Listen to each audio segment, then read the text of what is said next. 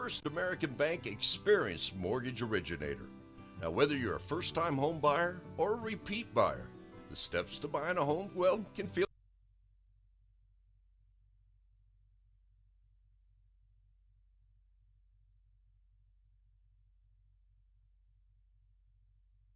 game in Artesia. Welcome back to the New Mexico High School Coach Association All-Star Game in Artesia, New Mexico at the Bulldog Bowl. Scott Coletti along with Josh Grenier, and we have one of the coaches of the small school game, and that is Adrian Gonzalez from West Las Vegas. And, well, Coach, talk about the process, just getting the players for this game. It was pretty cool. It took a little longer than expected, but we tried to get the best athletes from 3A on down, and now we divide them up into teams, and we flip here in a bit, I guess, to see who's coaching which side. Yeah, that's pretty unique. Now, how they used to do it used to be north-south. Now it's red-green, and it's kind of north-south, but it's kind of not. Last year you had brothers playing against each other. You had teammates playing against each other. Really cool format. Yeah, I think it's better than what it used to be with the regular north-south and stuff like that. You get an opportunity to either coach against your kids, or obviously you coach your kids and get stuff like that again. But I mean, I think the process is pretty cool now, and the setup is real nice. Now, you being a coach, what are your thoughts in terms of moving it from how it used to be in the summer, a few weeks before the fall practice begins, to now where you're a week after the championship? So if players run a championship game, they're playing a week after their final game, and some are playing at the most maybe 3 to 4 weeks. Yeah, I mean, well, it limits injuries because the kids are still relatively in shape. It also keeps them accountable. I know in years past there was ugly incidents and stuff like that occurred with it being in the summer, and it's kind of hard to regulate any type of punishment and stuff like that. So I think this bodes a lot better. Well, the other thing about the incidents that happened in the past, in my opinion, because I've done many of these games in Albuquerque when they were up north, and the play wasn't in some cases as physical as it was last year in both games.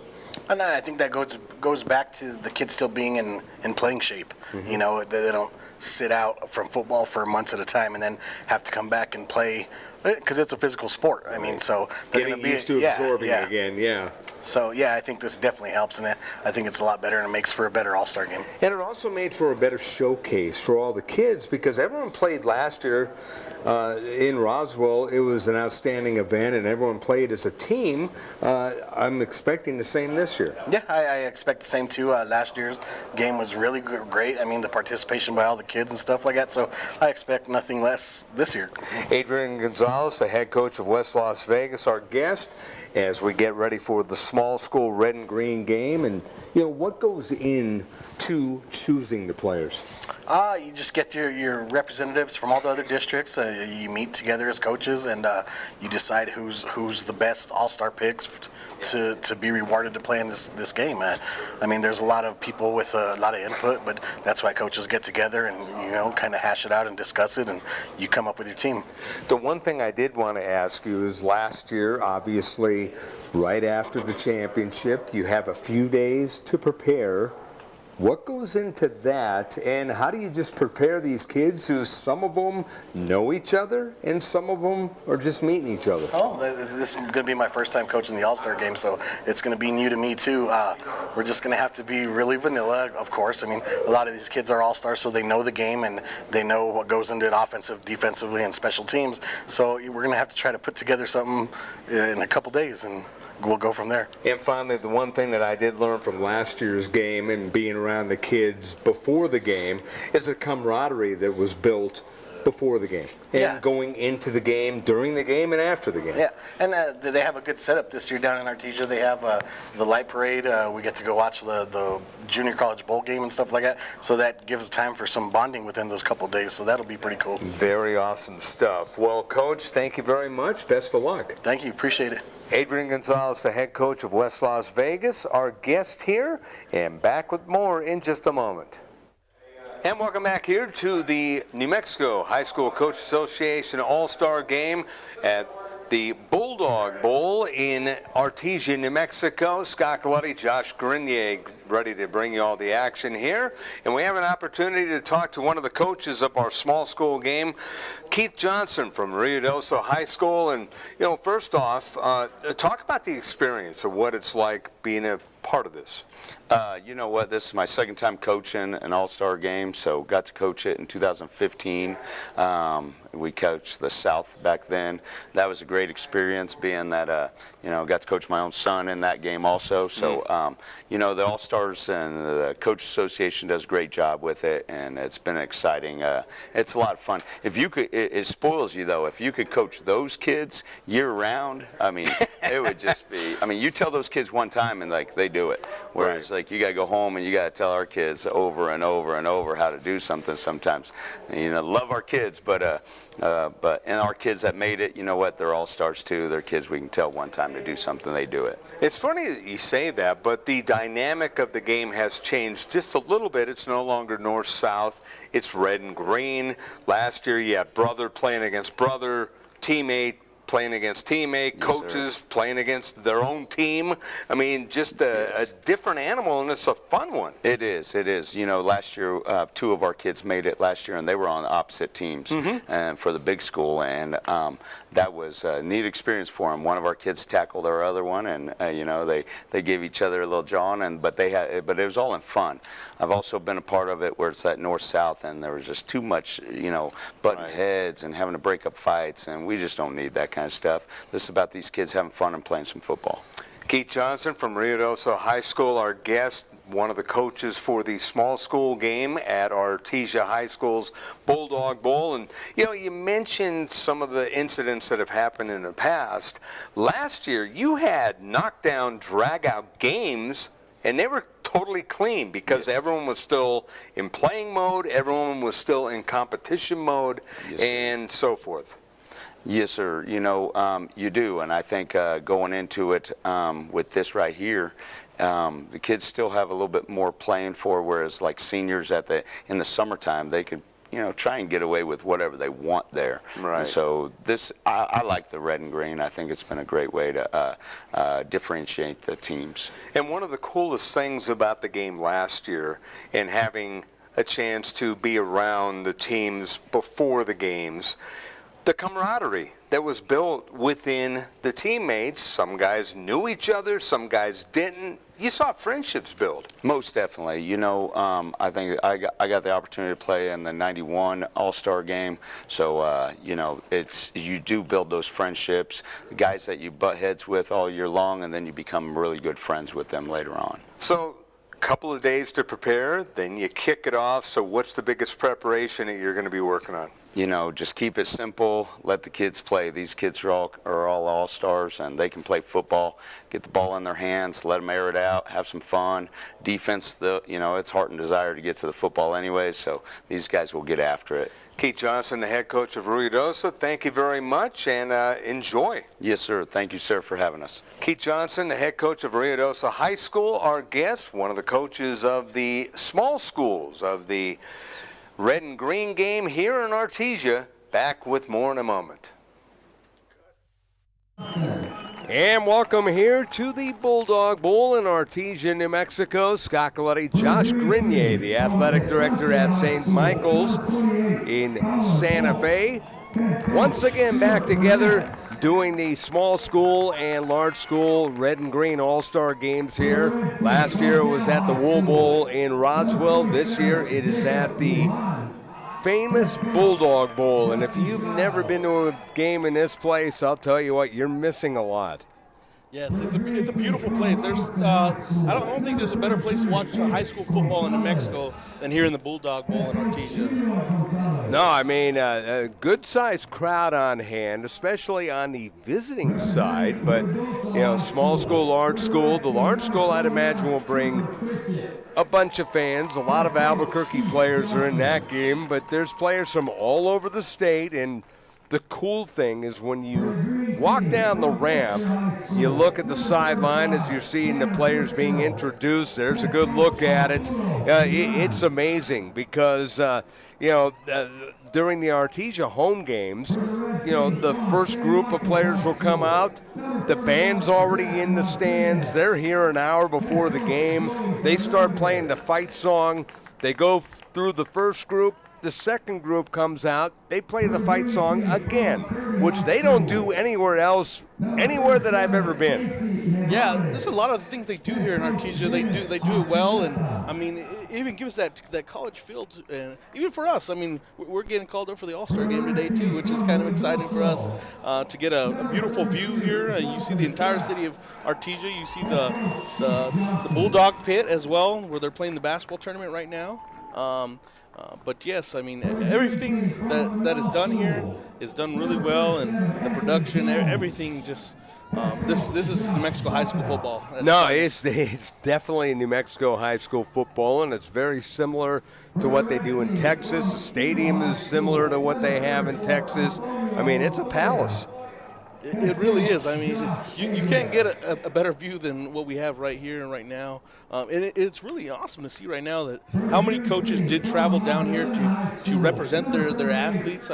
I would say there's a good 20, 30 head coaches that are down there right now welcoming their players as they're introduced into this game. No, they put a lot of time and effort choosing the players, and they wanted to make sure they got the right guys for the best game, which I think is really, really good, Josh, because it's easy to say, well, I'd really like my guy, and, some coaches do have their guy, but for a reason, because their guy happens to be the best in the state or second best in the state, but other coaches, they may not have the top player in the state, but they have a good player, and, well, yeah, I want my guy, and, I want my rival's top guy. But no, they looked at, okay, who are the best players, who's the best quarterbacks, who's everything, and it was very impressive to see what went on last Sunday at the NMAA offices.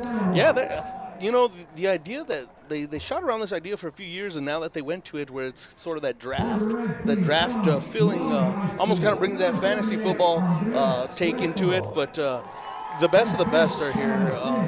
And in this small school game, I mean, you have some really talented players. I mean, just today, Caden Walton was actually named running back of the year for NMPreps.com. Because, I mean, he has over 3,000 rushing yards, over 7,000 yards for his career, high school career, which is 5 years. So there's so much talent on both sides. As we're running through the rosters here, I'm thinking, oh man, red is loaded, and then you start going to green is loaded. So both sides just have talent at every position. Well, the other cool thing about this game, Josh, that we enjoyed last year, we had brother against brother last year. This year we have coach against their own player. So it's cool, just the way that they have the dynamic of the competition. It's just totally different. Everyone's in game shape. It's a week after the championship game, so the longest that someone hasn't played is a month, and that's if they didn't make the playoffs. Exactly, and if you look at it, Rio Dosa, which won 3A state championship, they have 4 players represented today. Yeah, they played last week. JAL, they won the state championship 2 weeks ago for 2A football. They have 5 guys represented today. Looking at St. Mike's, we have 7 guys here today. And we just played last weekend. So there's a lot of guys that are fresh, still in football mode, and then some of them, what I've heard is some of them are playing basketball and they decided to make the trip out here for football too. Yeah, well, we had that last year too, where they either had to get permission or the basketball coach was like, yeah, okay, we'll let you. But that's the only decision that has to be made on whether or not it goes on. But let's face it, the basketball coach is going to be very kind of kind to that, because this is a big event. It's an event that these kids are going to remember for the rest of their lives. Exactly. One thing I'm curious about is I did see that we had from Fort Sumner. I believe it's Clay. I'm drawing a blank on his name now. But it is Clay Norman from Fort Sumner. I just watched him play basketball 2 hours ago, so I'm curious to see if he makes his way over here to the football field. They were playing Los Lunas in basketball for the championship of the City of Champions tournament here in Artesia. So I'm curious to see if he does make it over here to play the football game as well. I'm gonna lay down an opinion here. He's on the roster and he has a number, so the answer is yes. Wow, that's amazing. And that's what's cool about the whether or not he's already on the field and being introduced, that's a question. But, yeah, because they just put the numbers literally, I think, today simply because they had an issue with some of the uniforms. Buster Mabry, explained that some of the kids who don't have their all-star uniforms are either wearing a Farmington or a Artesia uniform, and then they will get their uniforms custom-made afterwards. So they're going to make good on it, but some of the uniforms didn't make it in time, so, they got to work that out. But the fact that they have numbers, they weren't assigned numbers until late in the game. So if he's got a number, he's playing. Oh, fantastic. That's another cool aspect of it. Yeah, why not? If he's right across the street, just go to the next locker room. I'm sure he's been practicing basketball and playing football anyway. So and bring the whole team. I mean, they're all right. here. Just bring the whole team. You have an entire cheering crowd just for yourself. So that'd be curious to see if. How did that game go, by the way? You know what? It was a close game. It was tied 28-28 at halftime. Fort Sumner. 1A school playing against a 5A, pretty good 5A basketball program in Los Lunas, which was ranked in the top 5. Los Lunas ended up pulling away and winning, I believe, by 8 points. But it was tied up 28-28. The entire first half was back and forth, 2 points, 3 points. The size and the athleticism and the talent of that Fort Sumner team.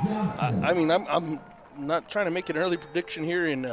The first week of December, but I have a feeling we're going to see them on the last day of the basketball season in March, possibly against Magdalena for 1A basketball. Well, what's amazing is that to get to the game against Los Lunas today, they actually had a couple of key upsets, beginning with the host Artesia Bulldogs. Yeah, exactly. I mean, that was an eye-opening win. That was. When I seen that score, I was, and Artesia's coming off of probably 2 days of practice. I was able to talk to Coach Michael Mondragon right before the game, and most of his guys are 2 days fresh off of the football state championship here in Artesia. But nonetheless, I mean, a win from Fort Sumner over Artesia at the Artesia tournament, that's a huge testament. And then they followed it up with a win over Alamogordo the following last night. Just proves how tough 1A basketball could be, and basketball in the state itself. So the quarterbacks in this game for the green, Marcus Armijo out of Socorro, Jeremy Valdez out of Lordsburg. And for the red team, Zach Martinez out of your school, St. Michael's, and Alex Xavier Carrion. So Alex Xavier Carrion out of Jal. So, tell me a little bit about your quarterback, Martinez. Yeah, Martinez. So dating back to last year, he got thrown in there. He was a backup going into last year. Our starting quarterback got injured against Santa Fe High, and he gets thrown in there, gets some experience, comes back this year, and just has a phenomenal year. I want to say he was close to 100 passes without an interception before he threw his first interception this year, over 1,000 yards. Guided the offense. Just phenomenal player. Just overall, he's smart. He's a very coachable kid. Just talking with Coach Fernandez throughout the season. Solid quarterback from St. Michael's. So Lordsburg, back to them. They've got 3 players on the roster for the green team. So which one is the young man that you're talking about? Well, Actually, I was talking about Clay Norman from Fort Sumner. Fort Sumner, okay, not Lordsburg, okay. Yeah, but they did play Lordsburg in the state championship, though, for what is that, 6-man football, 8-man football this year?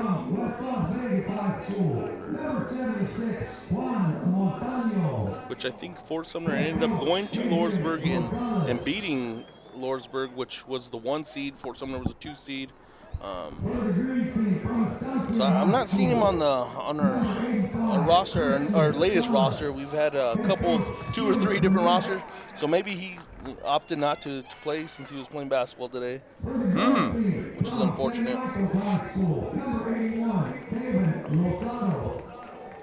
Yeah, that would have been kind of cool.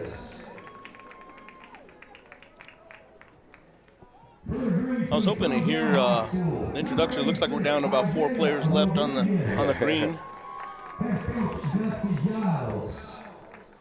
No, but nothing is better than going down the ramps here to the stadium. You don't see anything like this anywhere else in the state.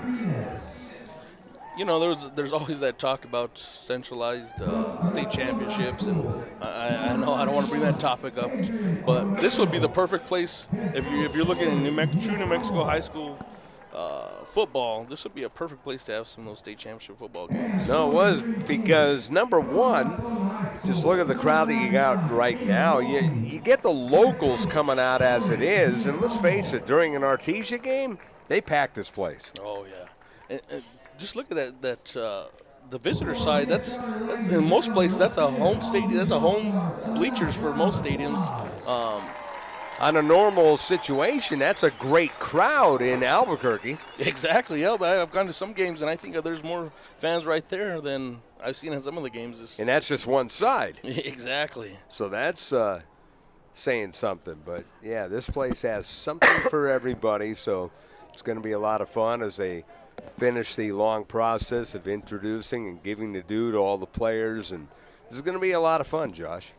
Yeah, it looks like we're taking some pictures now, just kind of enjoying the moment, and it's one of those things that you'll carry for a long time. I know I was fortunate to play in the All-Star basketball game back when it was at New Mexico Highlands University, and I still have friends to this day that I met that week itself. And I actually got to coach with the coach that was the All-Star game coach for that game. Ladies and gentlemen, we can please rise. Gentlemen, remove your hats. Now we are going to pause here, and we are going to have the national anthem here at Artesia High School's Bulldog Bowl. To the flag of the United States of America and to the republic for which it stands, one nation under God, indivisible, with liberty and justice for all. Thank you, ladies and gentlemen.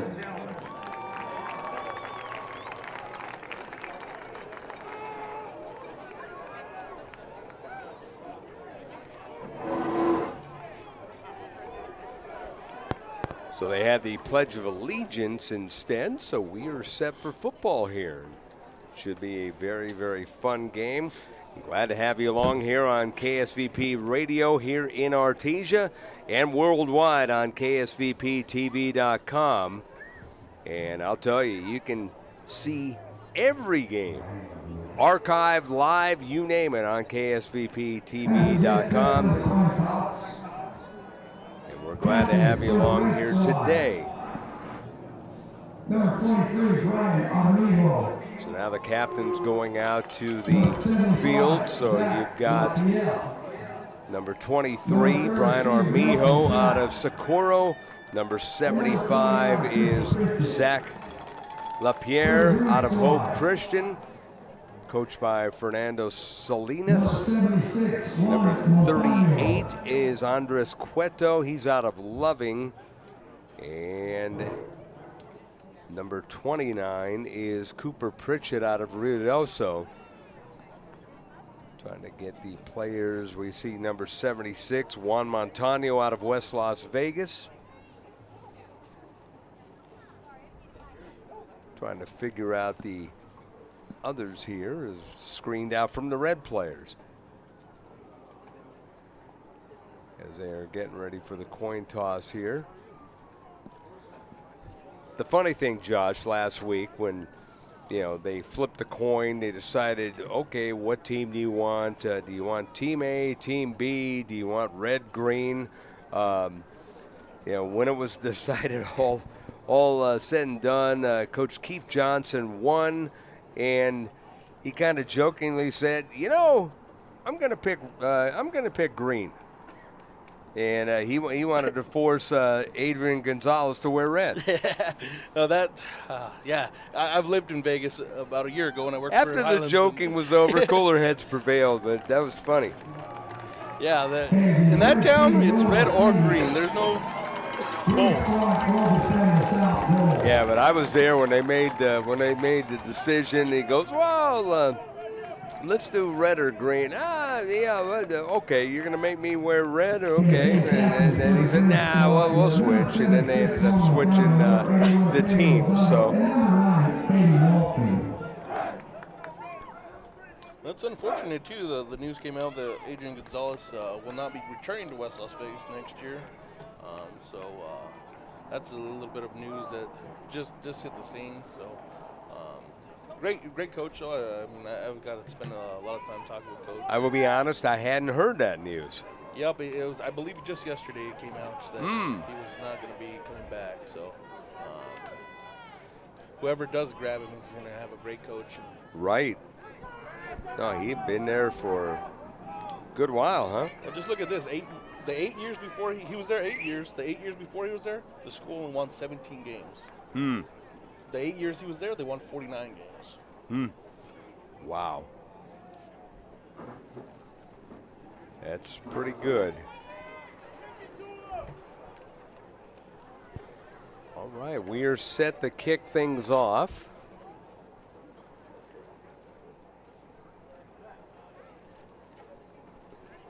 Number 2, Marcus Leyba. Number 10, Gabe Gutierrez, set to receive the kickoff. Marcus, starting running back for St. Michael's this past season, had over 1,000 yards rushing. Isaiah Rodriguez out of Jal, the kicker, and here we go. And it's a little line drive kick. Who's going to get it? And they're going to do the old reverse, and the defense right on top of that. That was a heck of a play. The ball was Jacob Lujan, but Marcus Armijo made a fine play on the tackle, and not good field position for the red team. I expect we'll see a lot of that today. A lot of those trick plays, those fun plays that those coaches have back in the back pocket. I think we'll see a lot of those again today.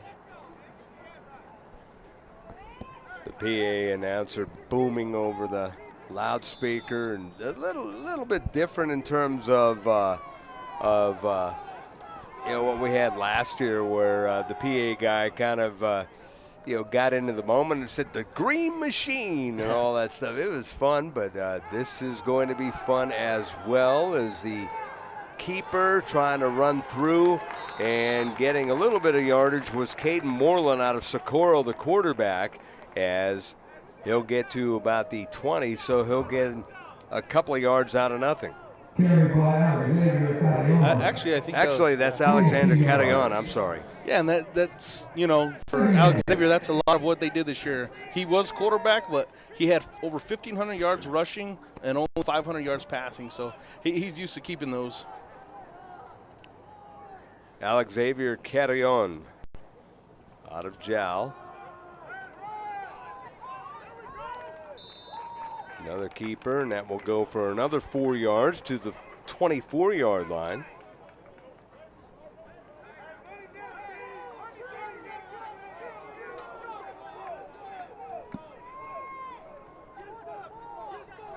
So third down and about 4. Third and 4 at the 24. Just the start of things, the small school All-Stars. The pitch goes to the outside, and that will be met by a host of green shirts, and that will be about 2 yards shy of the first down. So unable to get it was Marcus Leyva, who ended up getting a yard.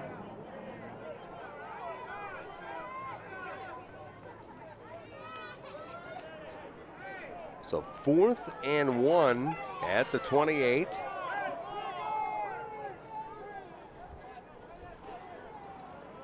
See if they kick out of this, or see if they run an actual play out of this. They're going to run an actual play, and that's going to be stuffed by the green team. At the 26-yard line, outstanding defense. Man at the bottom of the pile, Kate Johnson, number 48 out of Hope Christian. Wow, it's a huge stop right there. You know, a lot of these All-Star games are usually offensive. That's a huge defensive play right there. So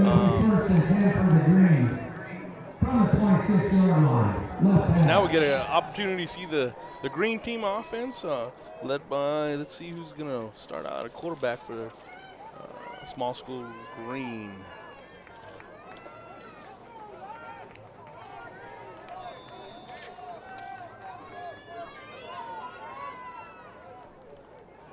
Marcus Armijo, Socorro quarterback. I had an opportunity to see him in the state semifinals. Dual threat quarterback, has legs as well. Like carry on from the red team. And he keeps it. Well, you said he had legs. He almost got through, and he gets to about the 20-yard line. So that was a good gain of 6 by Armijo. And he said he had legs. He almost broke that thing. And he does that. He's very shifty. He can get back north-south. He loves to go right, as he did right there. His play was very similar to what I seen Socorro this past season. 2nd and 4 at the 20 of the red. No score. We have 9:07 to go in the first quarter. And that is a little handoff that's not going to go for anything. Good defense. That's Caden Walton, the running back of the year right there. Sporting number 99. That's pretty cool. You don't really see a running back wearing 99. So loss of 1 on the play.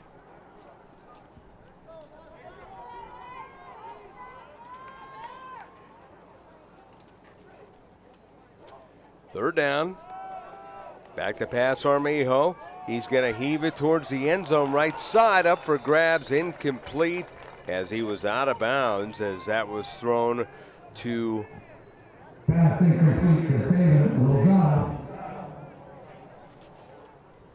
Looks like it was a Taven Lozada, but we have him as 81. It looks like, or we have him as 81. It looks like he's wearing 87 today. That's what I was trying to figure out.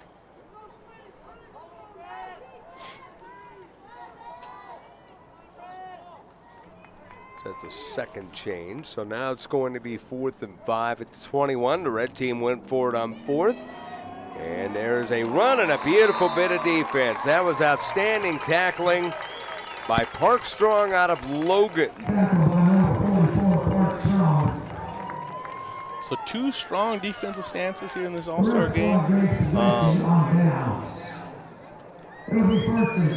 think it's going to take a while for them to get going offensive-wise because you have a lot of talent in those backfields, but maybe looking at that defense, I mean, we have some of the best defensive players, and we haven't even really hit on that topic yet. No. But Park Strong, you said a couple of strong defensive stops, well, capped off by Strong. Yeah. So, I mean, it's only fitting that a guy named Strong finished off that play and that series. Straight give on the dive play will go forward, and that is number 26, Caden Sago out of Ruidoso. Keith Johnson, the head coach.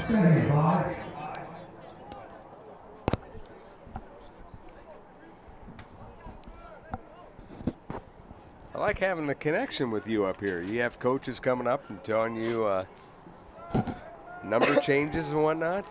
Yeah, that's what's kind of nice of Comes with the territory, I guess. Exactly. You know, working for NewMexicoPreps.com and now the publisher for the site, and also being an athletic director. So just kind of hands everywhere. And Right. yeah, we have our first penalty of the game. Yeah, I was remiss to mention that you're still with New Mexico Preps as well as you were when you were at Belen. Yeah, over this past year, actually, I became the publisher of this website, so took it over completely. That's why I've been doing a lot of both, being AD and publisher, and attending several games this past season. On the rollout, little pass was incomplete, intended for Kendrick Brown out of Laguna Acoma. 3rd and 10. So 3rd down and 10. Looks like the red has gone with Boyer from Estancia at quarterback on that throw. Boyer had 2 great seasons for Estancia, passing for over 1,000 yards on both seasons for Coach Stephen Brunette. Jabray Boyer, who is number 36, rolling out, being rushed and being sacked. Outstanding play. Sean Ramirez, number 56, was one of the guys who was there.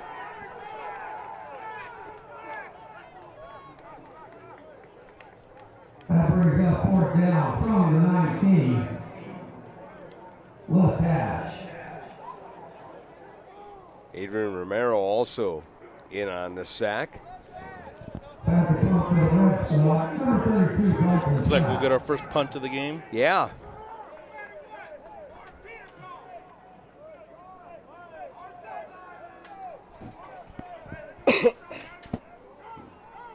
Dalton Trapp out of Ruidoso. Good looking punt. It will bounce inside the 50, goes inside the 45, and finally dove upon at the 43. And the next offensive set coming up here for the green team. That was close to being touched right there by the green team. Those are those situations where you say, hey, just get away from the ball. Right. It'll be 1st and 10 at the 43-yard line. Right half. So we're still kind of waiting for that big play, you know, that all-star game play that just gets both offensive going. Maybe we'll see something here. Looks like we have a new quarterback for the green as well, one with number 49.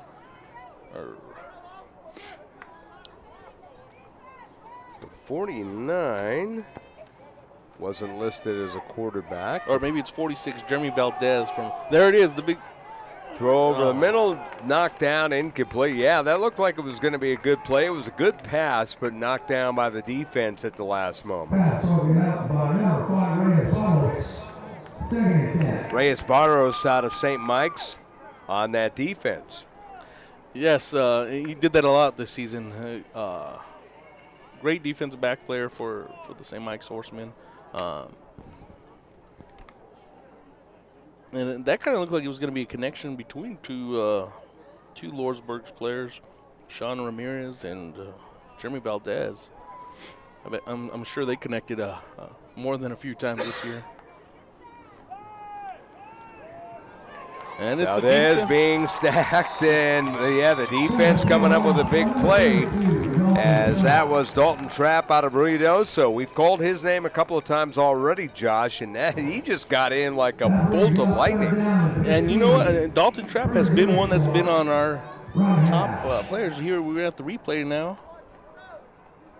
Yeah, he just came in, got a hold of the jersey, and spun him around. Great play. This is his strength. I mean, 6'7", he's a big boy back there. I had the opportunity to watch him last week for the state championship, 3A state championship. 3rd and 15 at the 38, a scoreless game, 5 minutes to go in the first quarter. After passes Valdez, he did, and it's picked off.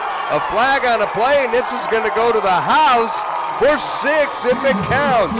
As that was number 60, Samian Aguilar out of Socorro. We will see what the flag is. The flag is at the 30. Whether or not this play sticks, but looks like it's going to count. We got to wait for the official. It's a hold. Ooh, wait.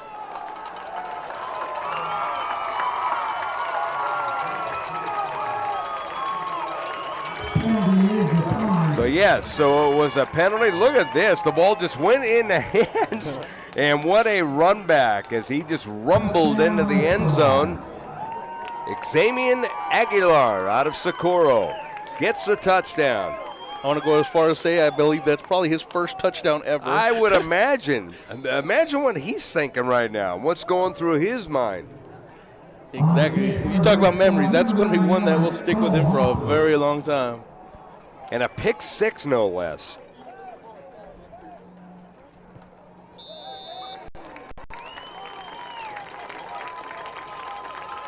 So I don't have the official distance. I would say it's around 30-yard return. I agree. About 30 yards, and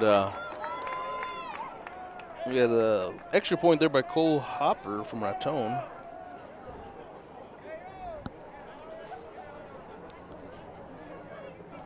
So we have 4:50 to go in the first quarter.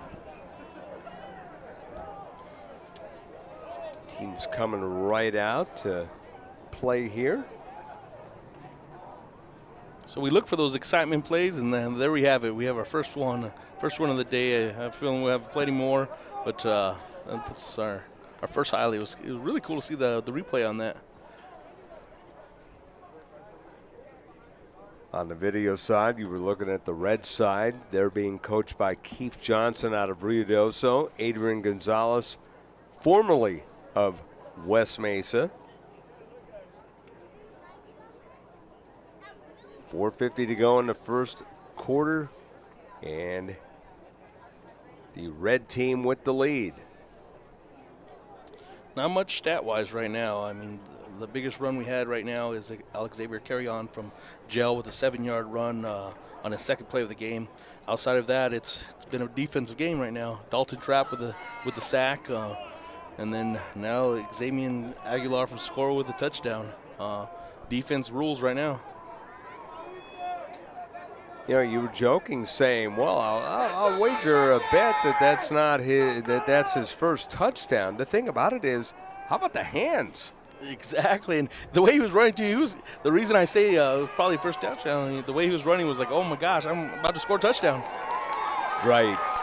But I like I go back to the catch. I mean, he had the soft hands to come down, and like you said, he's about 3 yards ahead of the next defender behind him, and he just kept on running. So the green team now once again with the ball, 1st and 10 at the 18 this time. 4:43 to go in the first quarter. What I've really liked seeing so far today, Scott, is so far that the coaches are shuffling players through. It's an all-star game. Get everybody in, get everybody playing time. Right. And I think they're doing a really fine job at doing that today so far. We've seen 2 different quarterbacks for each team, 2 different running backs. You can just tell a different shift, and we'll see what we have here now for the green team coming back out. Looks like we have a new quarterback on the green. It'll be Juan Badillo from New Mexico Military Institute in Roswell.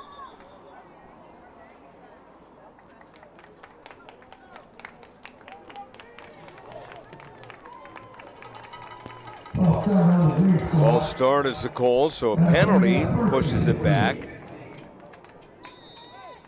Juan Badillo, 14.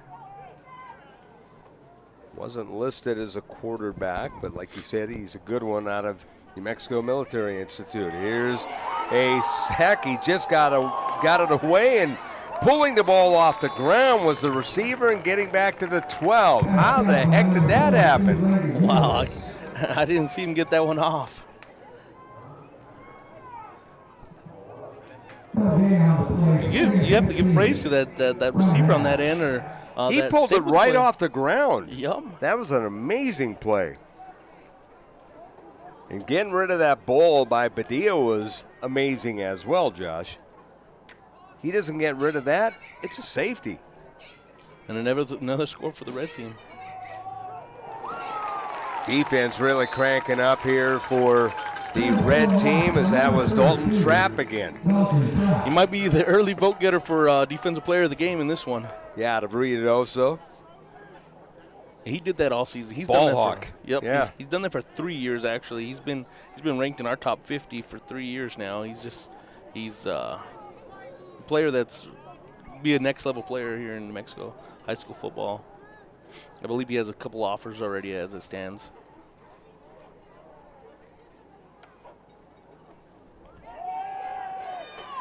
Badillo running for his life in the end zone now. Big block. There's a flag in the end zone. Badillo running. He's stumbling and bumbling, makes his way to the 25-yard line. And this one's probably going to come back, as you don't see flags in the end zone very often. It's about a yard into the end zone. Yeah, I want to say he went 60 yards, but most of that was north to south here. Right. He ran a bunch, that's for sure. Penalty assessed against the Green Sox. Blocking it back, I think, is the call.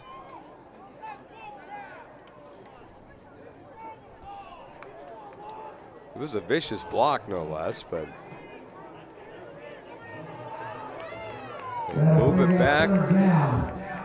So because the penalty flag was in the end zone, it's half the distance, which basically puts it on the 1 inch line, or the half yard. It's not even the half yard line. It's about as close to the end zone without going over the plane. I'll be curious to see if Dalton gets back there, and he Third does. and 28, they hand the ball off, and that's going to be a safety. Wow.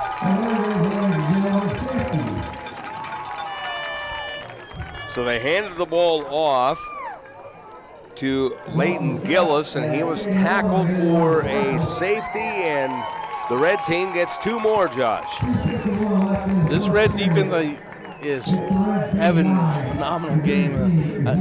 You know what? I'm not a football coach, but I would not run to that right side with Dalton Trapp and the score kid that's there you attacking. See another look at it, and just look at the red shirts. They just converged on him. He had Caden Moreland there. I think he had Kendrick Brown. That duo of Moreland and Trapp on that right side is just playing great football for the Red, New Mexico Red. But the speed that they got to the football was amazing.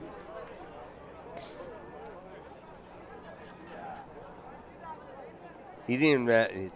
It's one thing when you're kind of running for your life. He didn't even have a chance to do that. Yeah, there's not much breathing room once you're on the 1 yard line, and the defense is already attacking as it is. So 9-0.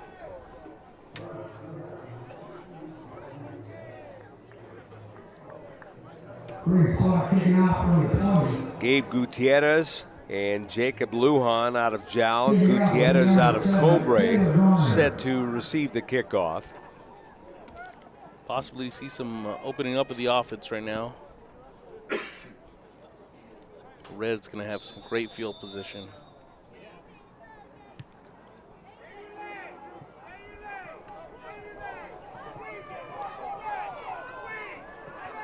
Gutierrez reverses field, gets a pretty good block. He gets across the 40, breaks across the 50, down the left sideline, and he is out of bounds finally at the 49 of the green. So, yeah, I'll say they have good field position, Josh.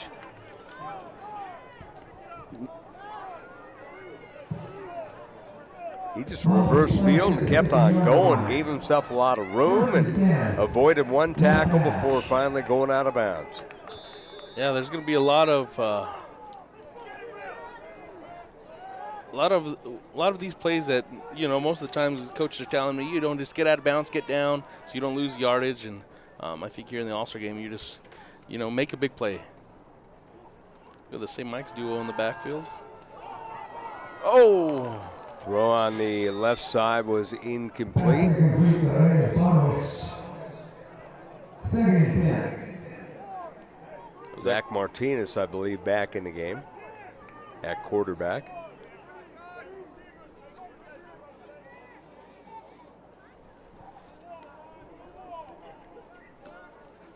Second and 10 at midfield.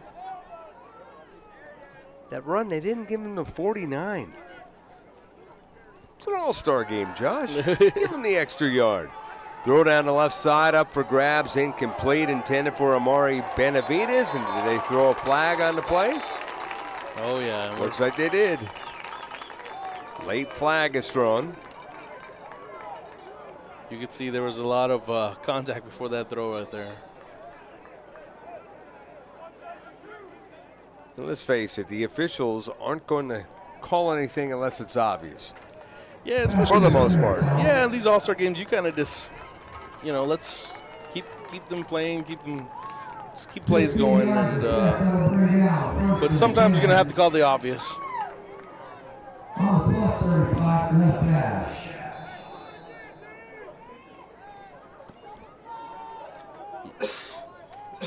Red could be going to the end zone on this one.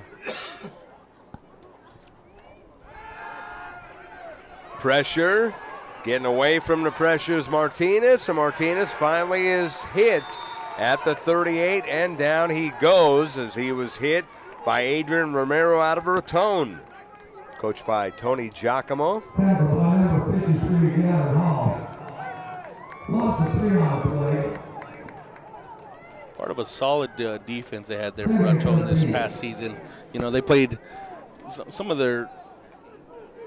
When they played some of the tough competition, they actually upset the number 3 seed Robertson this past season, and a lot of it was a testament. I mean, they had a great running back, as we've mentioned, but the defense was stout this past season. 3rd and 2 at the 13. Pass on the left side, and that is broken up beautifully, as that was a great play by David Mendoza out of Tatum. So now the green team defense is coming alive. They're seeing the red get a lot of the praise here, and green team is now with 2 great stops after that penalty. Get an opportunity to this. Watch the anticipation by Tatum. He just comes on it and sticks the ball and keeps the receiver Reyes Barros from getting that catch, as Reyes Barros from your team, St. Mike's.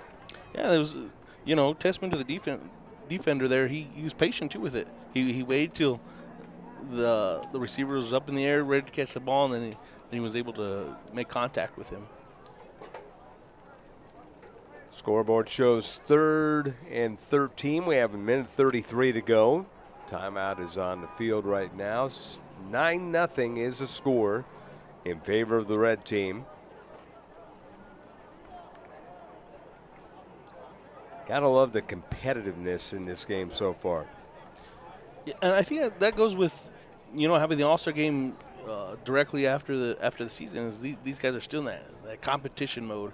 Back when they used to have it during the summer, most of those guys have been on the couch for 2 months, and you're getting ready for college. Now you're still in that competitive mode.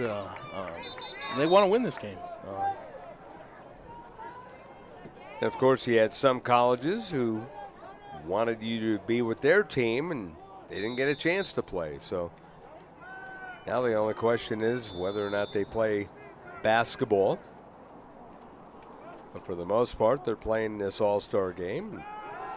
There's going to be a reverse. The ball is loose, and down it goes. So, hey, why not try to break things out, as Jabray Boyer ended up with the ball, ended up having a dive on it. That was not an easy ball to dive on either. Yeah, that one was bouncing around. And now the question is, are you going for it, or do we kick it?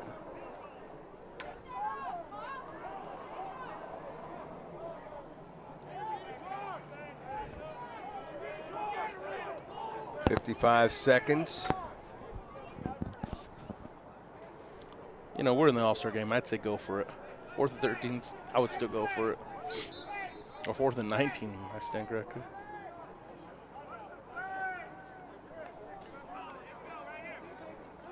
Clock is down to 37, and now looks like they're going to call timeout. So they took all that time and then called a timeout.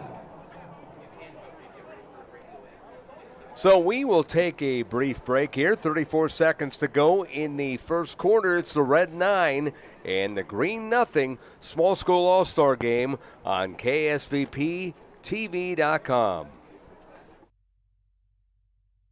First American Bank experienced mortgage originator. Now, whether you're a first-time home buyer or a repeat buyer, the steps to buying a home, can feel overwhelming. That's why we're here to help guide you through the home buying process. Because as your trusted mortgage partner, when you succeed, we do too. Find out how we can get it done for you. First American Bank, local first since 1903. Equal housing lender.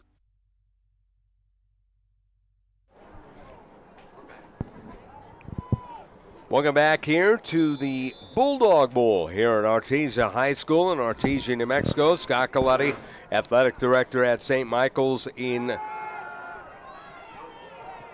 Santa Fe. Josh Grenier, ball is caught, and that is going to be in the end zone for a big touchdown. How about that? I was watching the play develop, and it ended up being into the hands of Cooper Pritchett out of Ruidoso. Wow, that's... both touchdowns that we've had here today have been exciting touchdowns. If you heard me throw my wows in the background there, that was an exciting play. Right time, right place, both touchdowns today. Wow. I guess that answers the question on whether or not they were going to punt.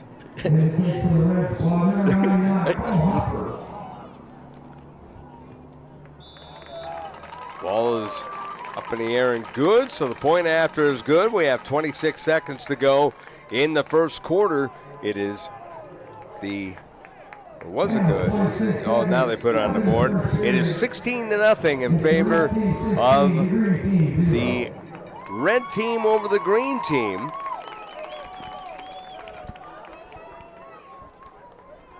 Hope you're enjoying this one here on KSVP Radio and worldwide on KSVPTV.com. The Red and Green All-Star Games. See the great work from the crew here, getting all these great shots. It's a beautiful day, too. It really is. I mean, the weather down here, coming from up north of Santa Fe and out the Albuquerque area, it's great weather we even have it out. We're basically sitting outdoors, feeling the slight breeze here, but perfect weather for football in December. Yes, it is.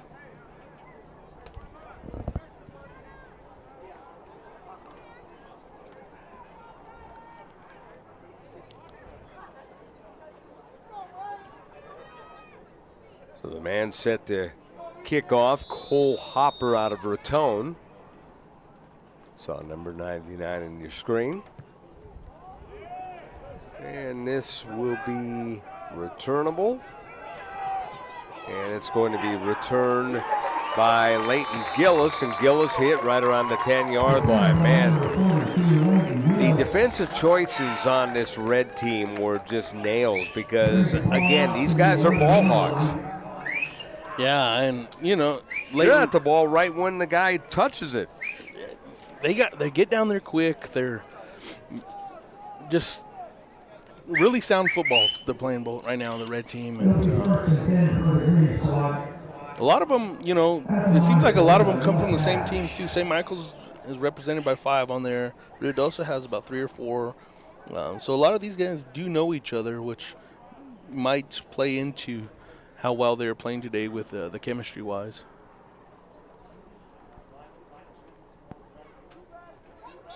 You would imagine it would help.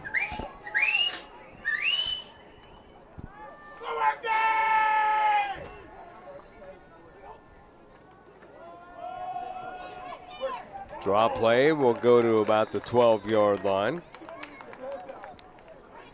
On the run was Andres Madrid out of Santa Rosa. Madrid had a great season, over 1,500 yards rushing, 30 touchdowns, no fumbles this year.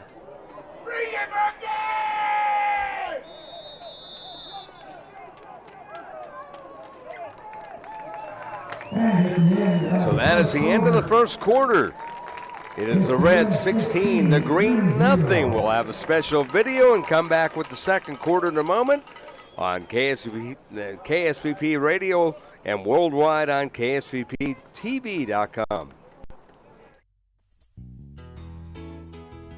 Whether you're watching near or far, Artesia has a heart for you.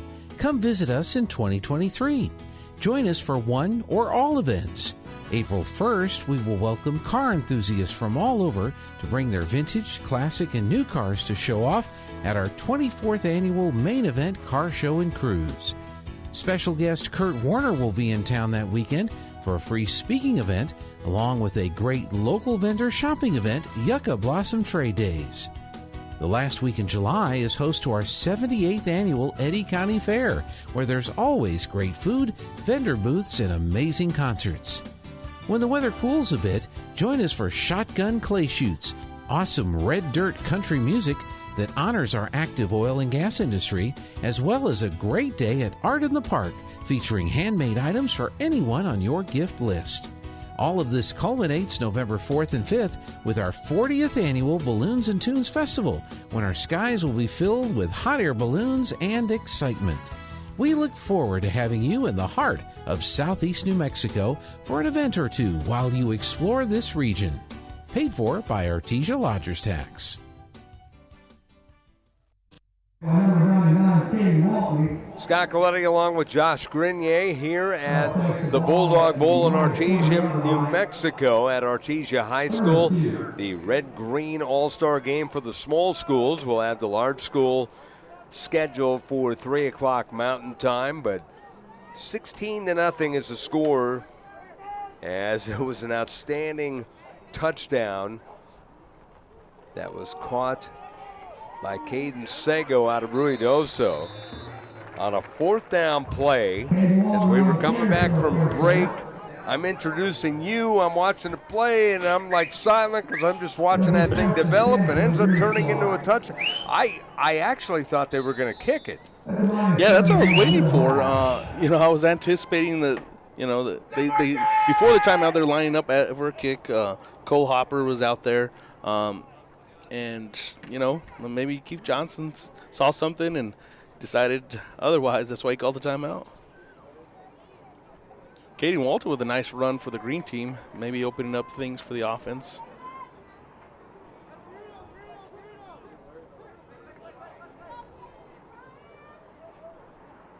Green team go with Marcus Armijo in the backfield as quarterback.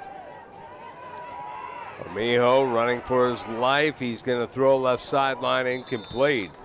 Did a good job of getting rid of the ball, but when you have 3 defenders coming at you, that's tough. It's difficult to be a quarterback in this game right now with that red team, just every possession in the backfield before. And he has 1-2 seconds and then in the backfield already. I mean, we've mentioned a couple of guys a bunch of times already, but it's not just one guy. In that case, there were 3 guys looking for the sack. Yeah, Moreland was in the backfield. You have Park Strong from Logan in the backfield. Everywhere you look, there's a different guy getting in the backfield, and for this red defense, I mean, this is an all-star defense.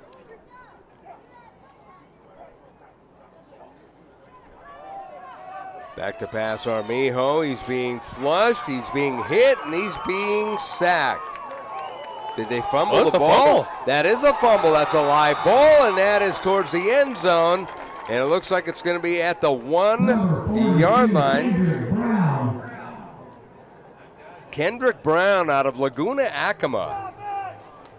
Let's see the replay on this one. See him win the ball.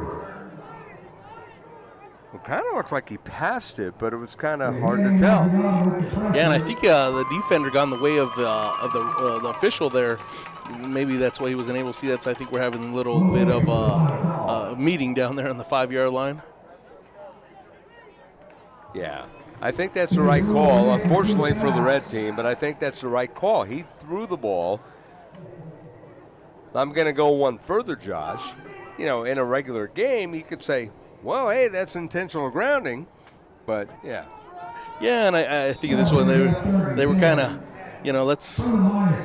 There's a handful of flags in that first quarter. Maybe just swallow that one and let's keep playing.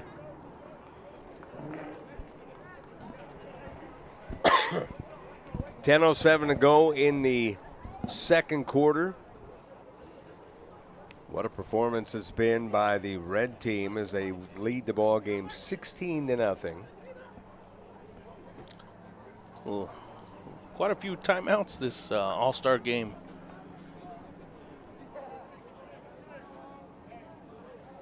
Looks like red will be down to 1.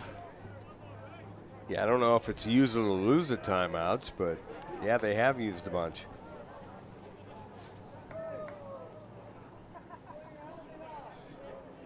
I mean, how many superlatives can we talk about the red team right now? You could probably go down the line for this defense. I mean, just outstanding of execution from everybody on the defense, even from the secondary. I mean, they are on every ball that the green team's trying to get out to open things up and pass the ball, but the red is just on every possession, every play. Very well coached today. Let's see if they could get something going now. Pass along the near side, incomplete as they tried a crossing pattern to Marcus Armijo. Even on that, they're trying to bring some trickery. They're trying to bring some open things up, and the red is just executing on every single play that is out there on defense.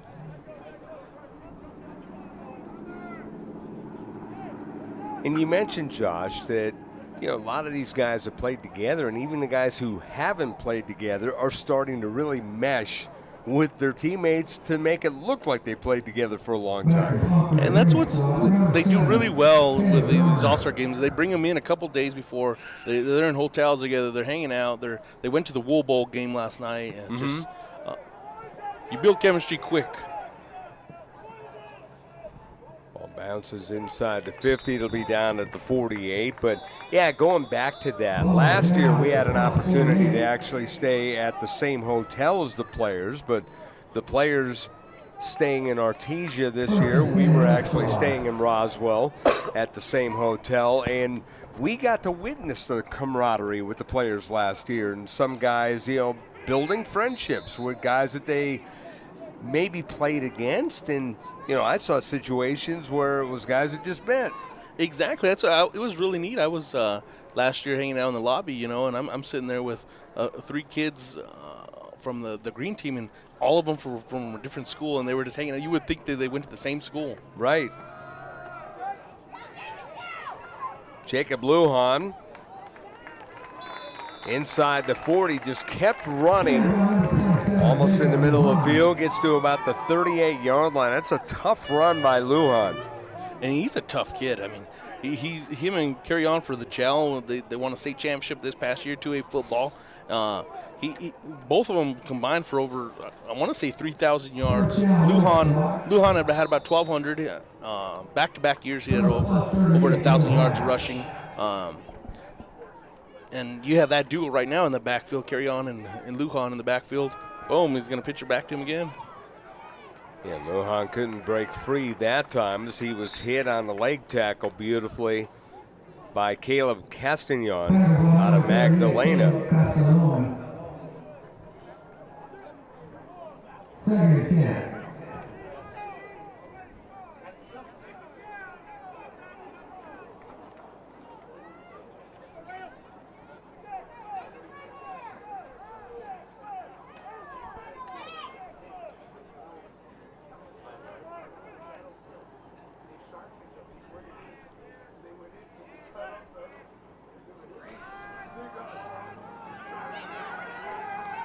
Lujan carrying people. Yeah. It's a good way to put it, too. Lujan carry people as he gets inside the 35 to about the 33. They'll actually mark him at the 34s, so they moved him back a yard, but still pretty effective run. And this game is highlighted by, a handful of great running backs that played small school football this past season, from Lujan to Walton to Leba. So now maybe we're finally seeing some of them being able to break out and make some big plays here. Lujan, probably our leading rusher in this game so far.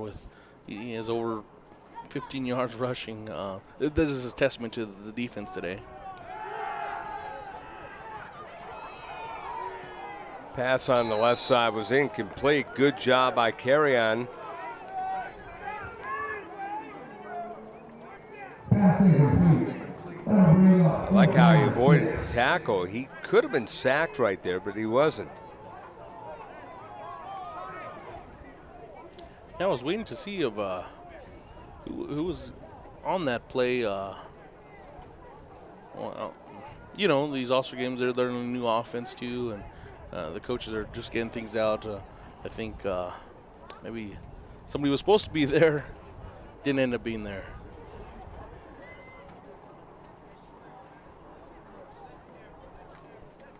Oh, it's on the ground. It is on the ground. Lucky to get it back, but it's a fourth down play, so even though they got it back, it doesn't help. Turnover on downs. And it looks like they will be punting this ball away. But then again, I said that last time, and they ended up throwing a touchdown. So a turnover on downs gives the green team the ball, so green team gets a stop. Oh, that was fourth down. I stand corrected.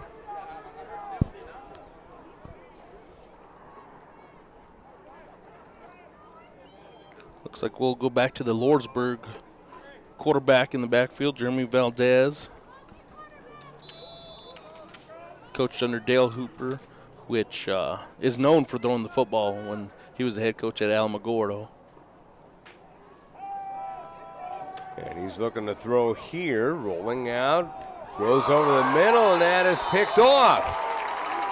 Right into the hands of Caden Moreland. I think he's called his name before. Another Socorro guy, too. So both interceptions are by Socorro guys. Moreland, him and Dalton Trapp, I think they're going neck and neck for this defensive player of the game, maybe even player of the game.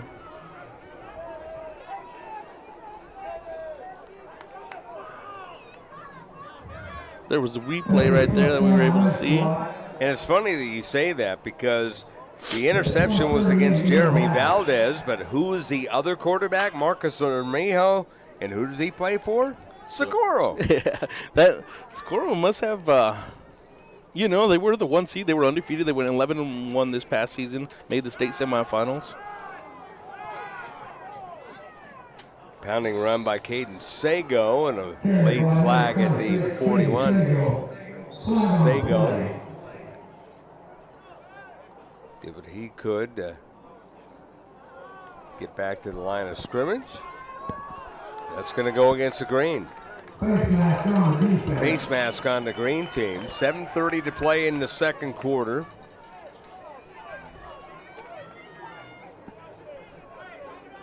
Red and green all-star game. 16-0 in favor of the red team.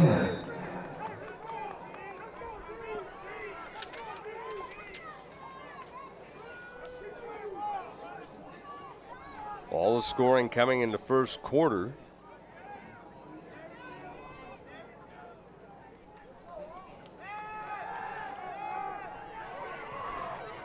Getting to the far sideline, getting across the 15 inside, the 25 to the 23 was.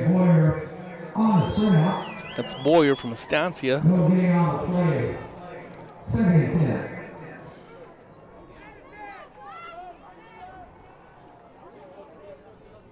So Boyer out of Estancia. Good run. Jabray Boyer. He has some speed. He kind of looked like he hit a different gear there for a second.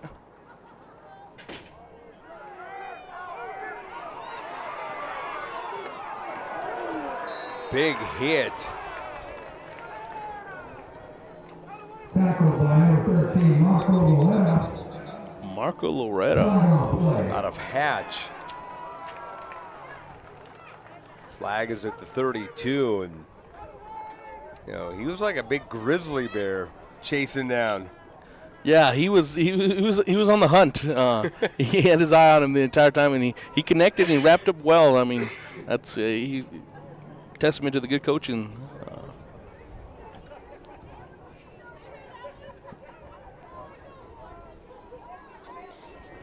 Another flag on the field. Let's see what we're going here. It looks like we're making our way back. So you get another look at it on KSVP.com, as that was a run that was blown up.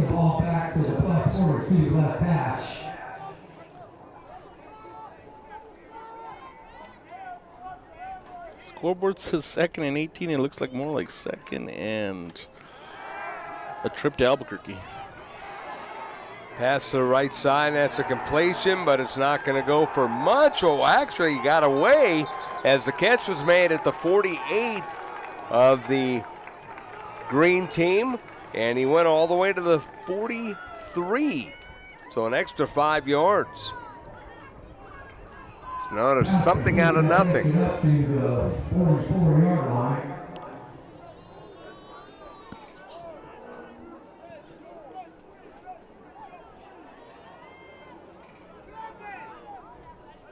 Third down and a bunch. Looks like they have 29 now. 3rd and 29. All I can say to that is wow.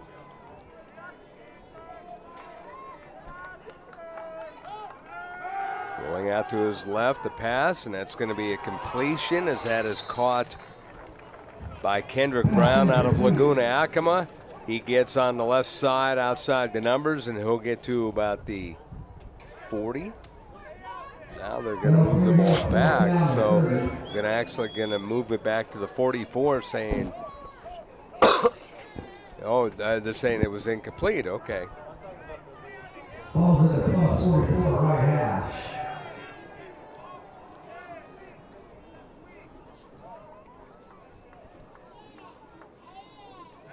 Looked like he dropped it there at the end.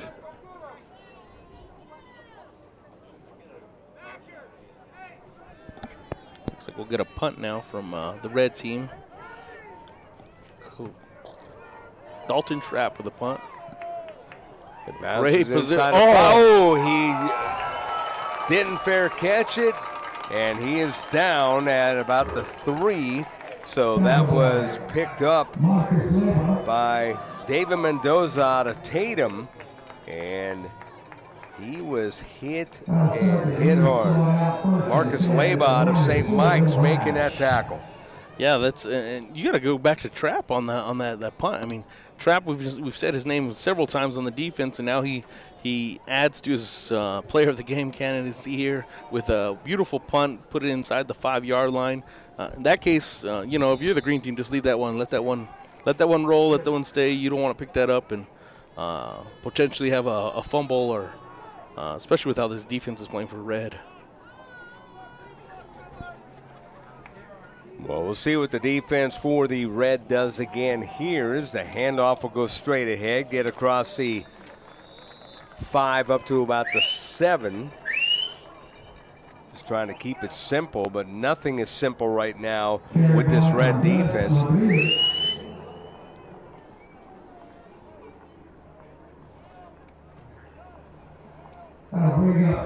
Andres Madrid on the carry out of Santa Rosa. 2nd and 7, 5:02 to go. We're in the second quarter, 16-0, the red team on top. And switch over. Wambadillo on the keeper, kept running. He gets near the left hash mark, across the 10 to about the 14. Wambadillo on the carry.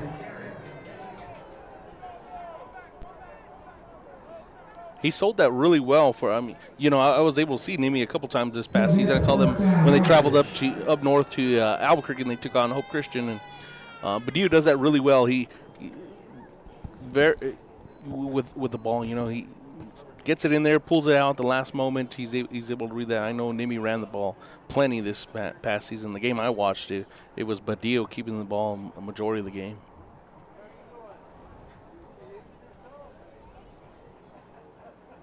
Looks like we have a player down right now.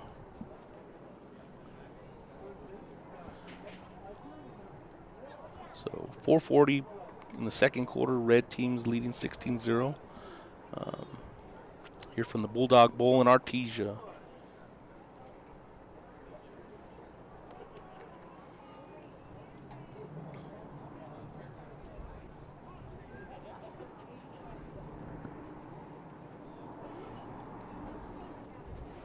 Yeah, so stoppage of play right here. 4:44 to go in the second quarter.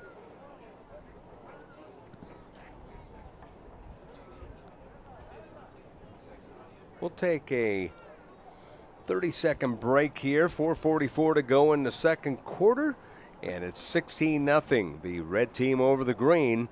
You're enjoying the Red and Green All-Star Game on KSVP Radio and worldwide on KSVPTV.com. Hi, this is Social Norman. DWI is socially unacceptable. Nearly all drivers feel it's unacceptable to drink, then drive. Here's a rhyme to help you remember. Even one is still too many. Give your keys to your best friend Benny. It's up to us, New Mexico. Remember, if you drink, don't drive. Plan in advance for a safe ride home. DWI, so dangerous, it's criminal. See a drunk driver? Call 911. And what you don't want to see, as we are back here to action, 16-0.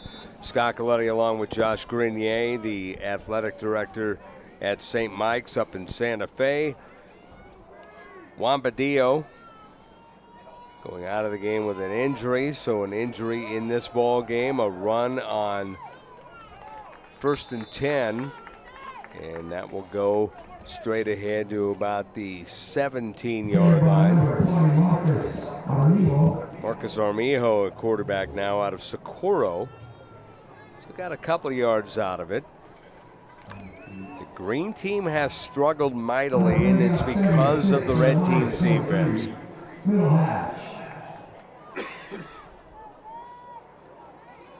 Yeah, it's hard to get things going when you only have a second or two in the backfield before these defenders are coming in. Look at that. It's almost like they're bringing a blitz, but they're just reacting to where the ball's going, and that was still a great run as the run goes on an angle across the 20 up to about the 26.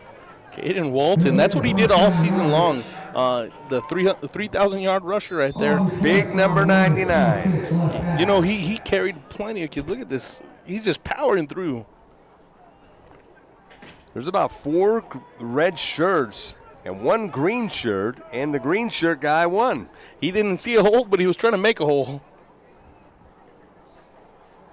1st and 10 at the 26, ball on the left hash mark. 3 receivers to the left, 1 to the right.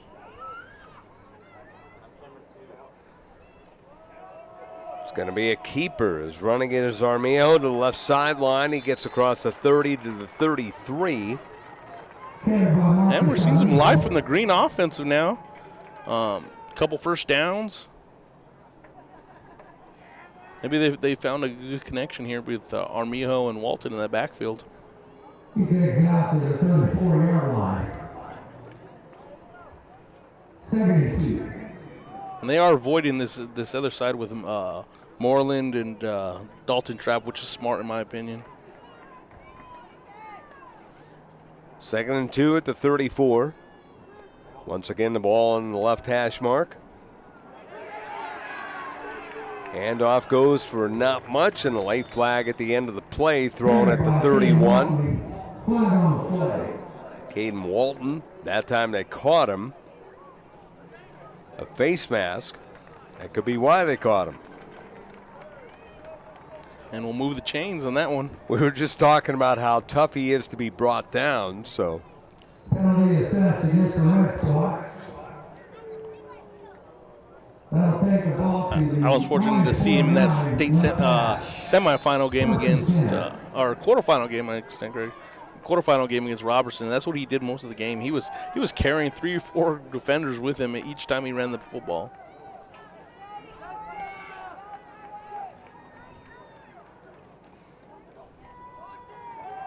.212 to play. Going away from his body, throws it up for grabs. It's tipped and incomplete. The receiver had to tip it to make sure that it wasn't picked. That was number 87. That's Tavian Lozada from St. Michael's. So that's a tough ball to throw. You're on the red side, trying to throw cross field, cross body. Tough pass to try and get that much strength, the length of the field. 2nd and 10 at the 49. Run, and that will get to about the 47 as it goes to the left side in the left flat. Bad news, Josh, is we have a ambulance coming out, so hopefully it's just precautionary. Yeah, you hate to see that, especially in a game that means a lot to these players, and you want to be out here, you want to be competitive. I believe that's Juan Padillo that's going to be going out. Yeah, New Mexico Military Institute in Roswell. Been a 46 to play in the second quarter. 16-0 is the score. Red team on top, and have to say it's pretty much the first sign of life that we've seen out of the green team offense. Yeah, they really opened up things, and Adrian does a good job at that. It took him some time, took him getting used to the coaches got to get used to the players too, and we're saying about chemistry and getting used to playing with each other. These coaches they're getting used to coaching athletes that they haven't had all season, but maybe that they've watched. And I really like this combination of Armijo and Walton in the backfield.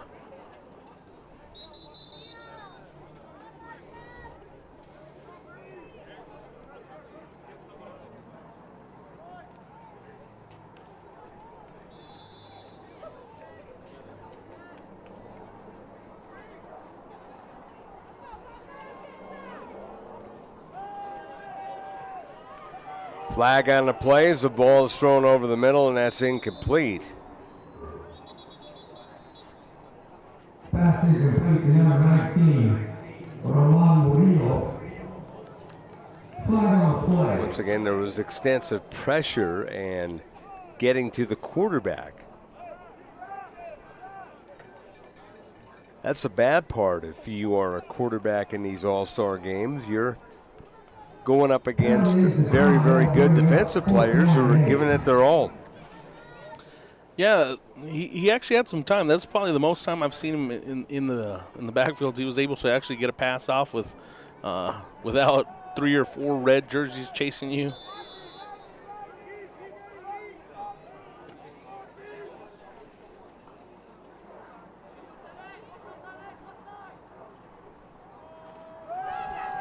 Pressure again, and down goes the quarterback. Big, big hit by Justin Porter out of Tularosa.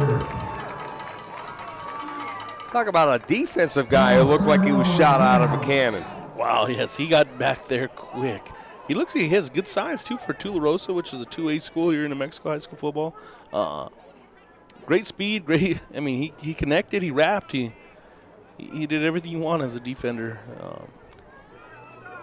And he also had help if all went lost. So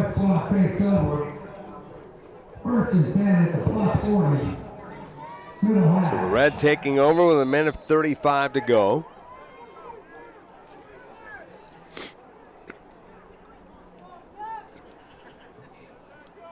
I think he could be thinking end zone here again. I think we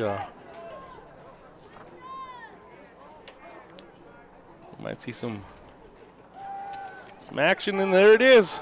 Throw by Martinez, left side to a wide open man. That is Gabe Gutierrez. Touchdown, red team.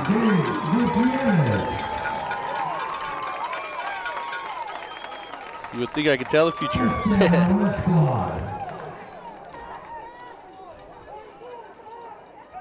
Yeah, they went right to it. That's a 40-yarder. That was a thing of beauty. He had he had a lot of space. Solid throw, stayed in the pocket, and made that connection there. I didn't see who was on that touchdown. Did you catch that by any chance? The catch was made by Gabe Gutierrez. Cobre. So north-south connection there.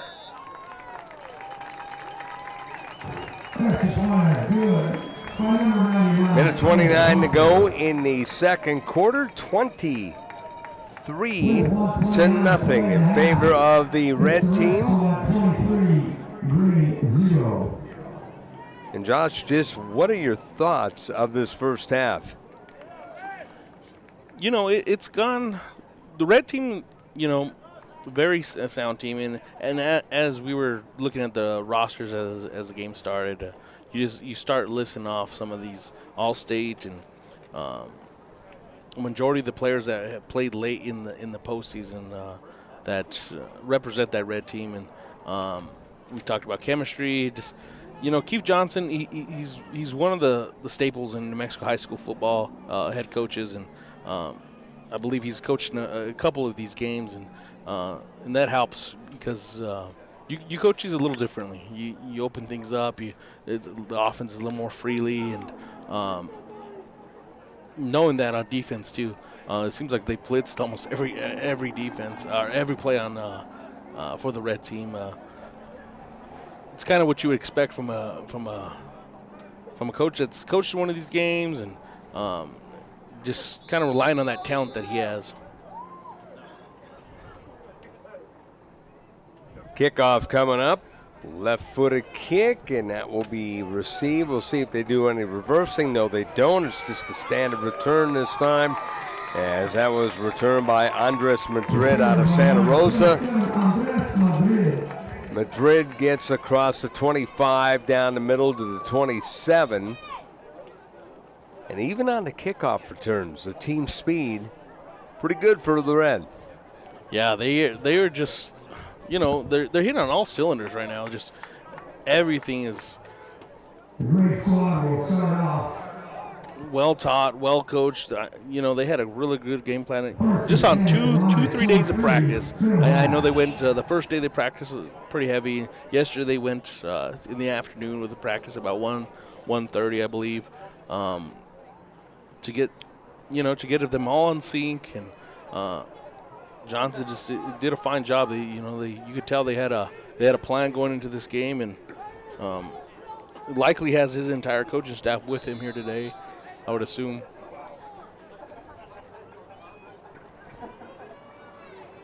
First and 10 at the 21 for the Green. Low snap, nobody in the backfield. The pass will go over the middle by Valdez, and that is picked off. Picked off at the 47-yard line, as that is picked off by number 45. And number 45, Marcos Chavez out of Santa Rosa, a guy who we've called the name of a bunch of times. Yeah, that's he was sitting there waiting. He kind of watched it happen, develop the entire time, and he stood there by the Bulldog, and he was ready for that catch. So he picks it off at the 43 officially, and that's where the red team will take over again. Minute 13 to play. Seemed like they just had the ball, Josh. It's this one's been all red.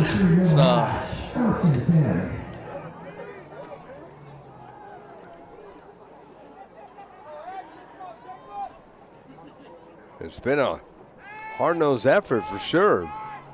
The handoff goes straight ahead, and that will go to number 35, as that is run by Alex Xavier Carrion.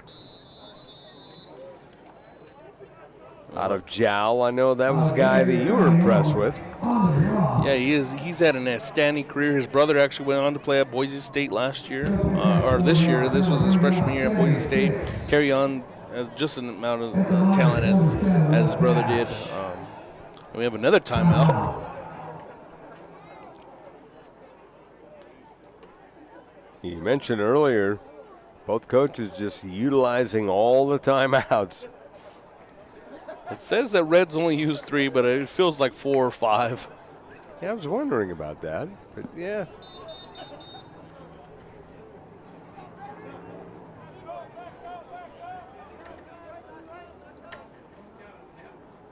And safety is a huge thing, in these games. You want to keep these guys fresh, and I understand that some of these timeouts, get new guys in there, new looks, and make sure everybody's okay.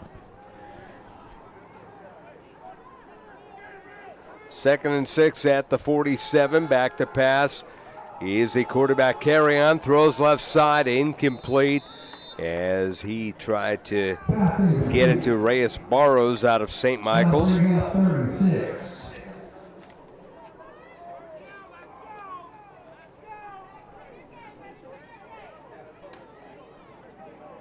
think we're going to be seeing a lot of that now for the red team. They're just going to start airing it out. Usually you see the team that's losing airing it out, but in this case it's the team that's winning. Little flip pass, nice catch was made, and that will come to the near side as that was Jacob Lujan out of Jal making the catch. He made the catch around midfield, angled to the left sideline, and out of bounds at the 47 of the green team. Be the Jal Panther connection there. Carry on, and Lujan connecting like they did all season.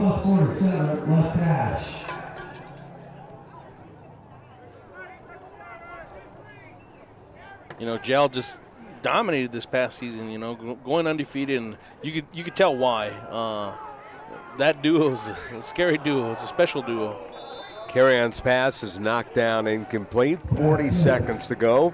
2nd and 10 at the 47 of the green team.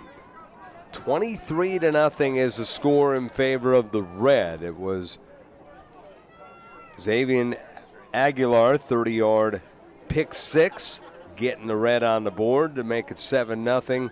4:50 to go in the first quarter. A safety with 2:51 to go made it 9-0. They scored with 1:26 to play, and then a 40-yard pass. Zach Martinez to Gabe Gutierrez. Pass was up for grabs, incomplete. 34 seconds to go.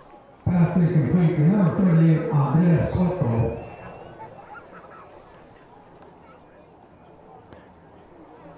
Holding on the red side. There was a flag thrown at around the 47, so holding on the red. Decision for the green.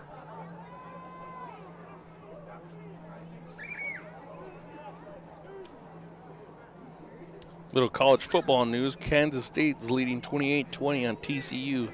Could have a shakeup there in that college football playoff.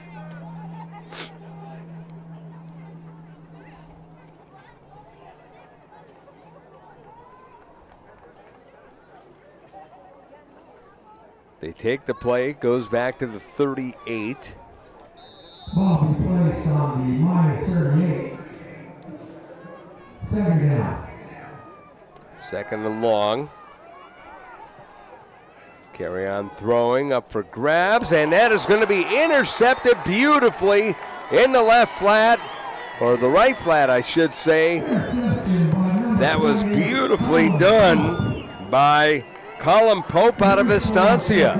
Just a diving interception. That might be the spark that the green team needed there. Maybe get things going here. What play do you throw here at the end of the game? 26 seconds to go in the second half.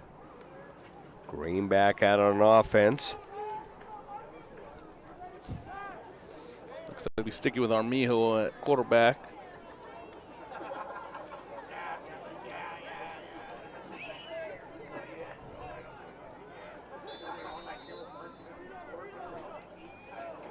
"26 seconds on the game clock." Armijo out of Socorro, back to take the snap. There's some field position on that. Oh. Ooh, dropped the snap. He has to struggle. He kind of sidearms it right into the waiting arms of Zamian Aguilar, who already had a pick six, and he gets his second pick. Wow, man, he is just having a day. I was hoping he went in the field. He went all the way. I thought he was going to. Look at this as he makes the catch at the 20, and he made the cut and was finally stopped by Marcus Armijo out of Socorro. Game ball. He has to have the game ball.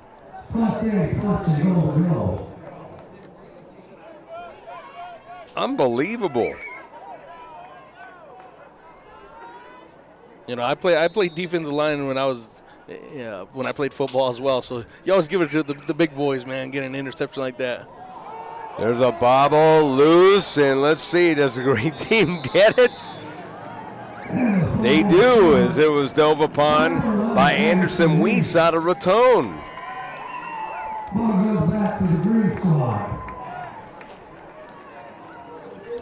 Well, we have some excitement here to end this first half. Yes, we do. Ball was loose and just, he said, "Hey, I want to get the ball back for our guys." It looked like he had the idea that he was going to pick that up if it wasn't for the red to be there. If he didn't fall on it, he was thinking wide open green spaces on this side.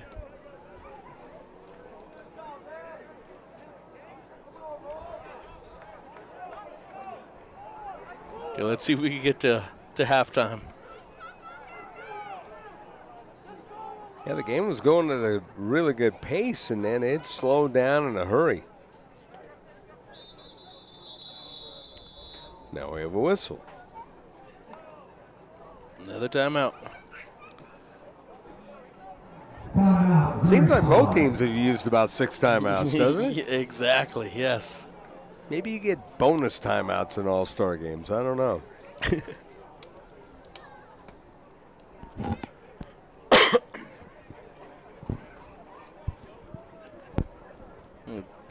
A little bit of a replay here. Boom.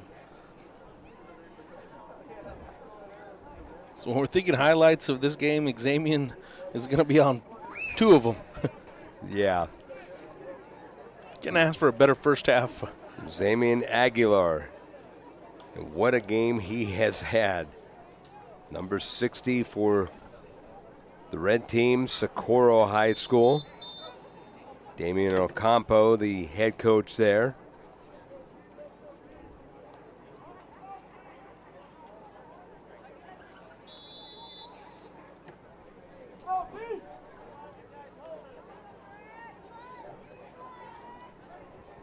It looks like he's sending the red again. Pass near sideline. That's going to be picked off this time by a different guy as Ethan Sandoval out of Jow on the left sideline.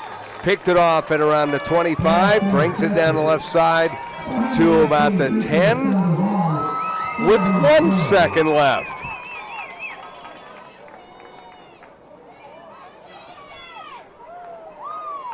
As it was actually picked off at the 34, and just a good run after the catch as he got to about the 8. Or at least the replay showed he got to the 8. They put the ball down to the 10, and they put it back to the 9, so. Was another Jow kid, Ethan Sandoval on that one.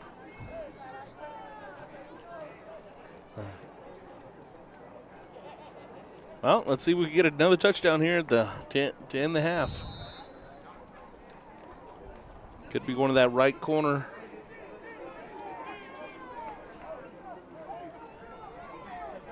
Five receivers.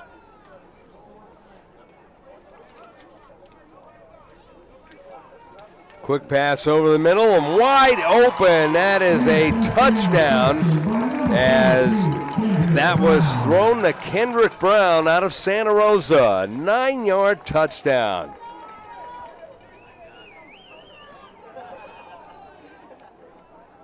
And it comes as time expires. You're able to see the replay there. Kendrick Brown, actually Laguna Acoma.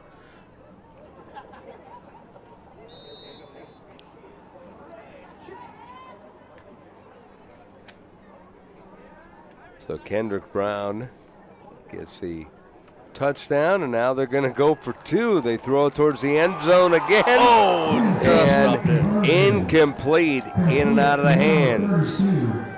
Dalton Trapp, they tried to get it to. It's a heck of a drawn-up play. That's a cool thing about this right there. You see a red and green, both Ruidoso players hug it out. 53. He was on the pursuit. Gavin Hall trying to. He was on the sack for their. Look, yeah, they're acting like they're beating each other up. That's pretty funny. Gotta love the camaraderie here, regardless of the circumstance on who's winning and losing. Well, after about an hour and a half, we're actually finally headed to halftime.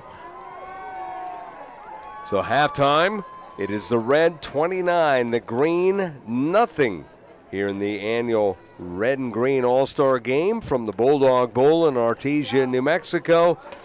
You're watching and listening on KSVP Radio, worldwide on KSVPTV.com.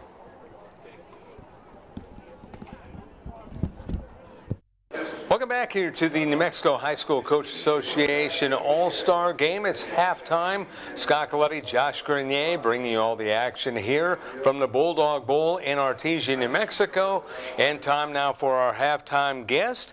He is the president of the New Mexico High School Coach Association, Kevin Worth. And Kevin, explain how the presidency works with the New Mexico High School Coach Association. Well, it's a rotation. Once you're on the, board of directors, you go through, and every year it rotates through the different regions. We have 5 different regions, and last year I became the incoming president from the Northwest region, and in July I became president, taking over for Gary Bradley from Mayfield now, and I believe our incoming president, I can't remember who it is right now. But, it'll just go through the different regions, and we serve a 1-year term, and we serve a 3-year term on the executive board of the board of directors. Well, talk a little bit about the change. Last year, the All-Star Game, instead of being in the summer before high school football, a week after the championship games. Last year it went over well, and it seemed to really pick up steam. Yeah, in Roswell it was a great venue, great event, the Wool Bowl. Obviously, going down to Artesia and having it at the Bulldog Bowl, we expect another, great event as always down there. But it was something that was brought to us by the coaches, and that's what we do. We serve our coaches, and they thought instead of in the summer we were having trouble. One, you want to showcase your best seniors, and a lot of times, in New Mexico, some of your best seniors, they're already signed, and some of their college coaches didn't want them playing in it that late in the summer, so they elected not to play in it. You get there and you get a lot of kids that were selected and they haven't done nothing for 4 or 5 months, and they come out of shape. So we thought one of the things we thought was having all the All-Star games 1 week after each season concluded. And it got overwhelmingly, I think, got overwhelming support, and I think it proved last year that it's probably the better way to go. And we're hoping to have another great year this year. So far, soccer and volleyball, cross country, we added another event. So, so far so good. Kevin Worth, the president of the New Mexico High School Coach Association, our guest here at halftime. And the other good thing, it's right off the heels of the state titles. And what's good about that, your team, Piedra Vista, you're the offensive coordinator there. You're also the softball coach. Your team was in the championship game against Artesia, the team that's actually hosting this event. And quite a bit of exciting games in the championship, and then you pick the players and you go right in it again, and they're right in playing shape. Yeah, that's probably one of the biggest things, to get kids ready to play. They're still in playing shape. Even the kids that have been out of it maybe just 2-3 weeks, they're still ready to go. And we look forward to a great event. Barring injuries from the season, we're going to get the top kids to play in it. It's a little tougher for the smaller schools because they share a lot of athletes, and basketball's already in full swing now, wrestling's in full swing. Usually coaches are real good at working with each other, and we'll get those kids in there, they'll play, and hopefully they don't miss any of their winter sport. Back to what you were talking about last year with the games in Roswell at the Wool Bowl. Very physical games. I mean, in the past, in the All-Star games, you see some physicality, but again, some of the players weren't necessarily in football shape again. Last year, it was like an actual All-Star game because you had players giving it their all, and they were fun to watch. It was, and I think another thing, with the new format, it's not North and South anymore. It's the red and green games. Yeah, brother playing against brother last year. Yeah, brother against cool. Brother. What do you call it? School against school. Coaches coaching against their own players. Right. Because what we do is bring them together. We have the draft basically, the week before, and try to, create the two most equitable teams in each, the small school and the large school. And I think you see that. I mean, we just saw that last week. Buster Mabry, our executive director, does a great job running these events. It's a lot of work. But the volleyball event went off a couple of weeks ago after their season, and I believe the large schools went to 5 games, and they were all close games. And it's because it's so evenly matched, and it's a great event.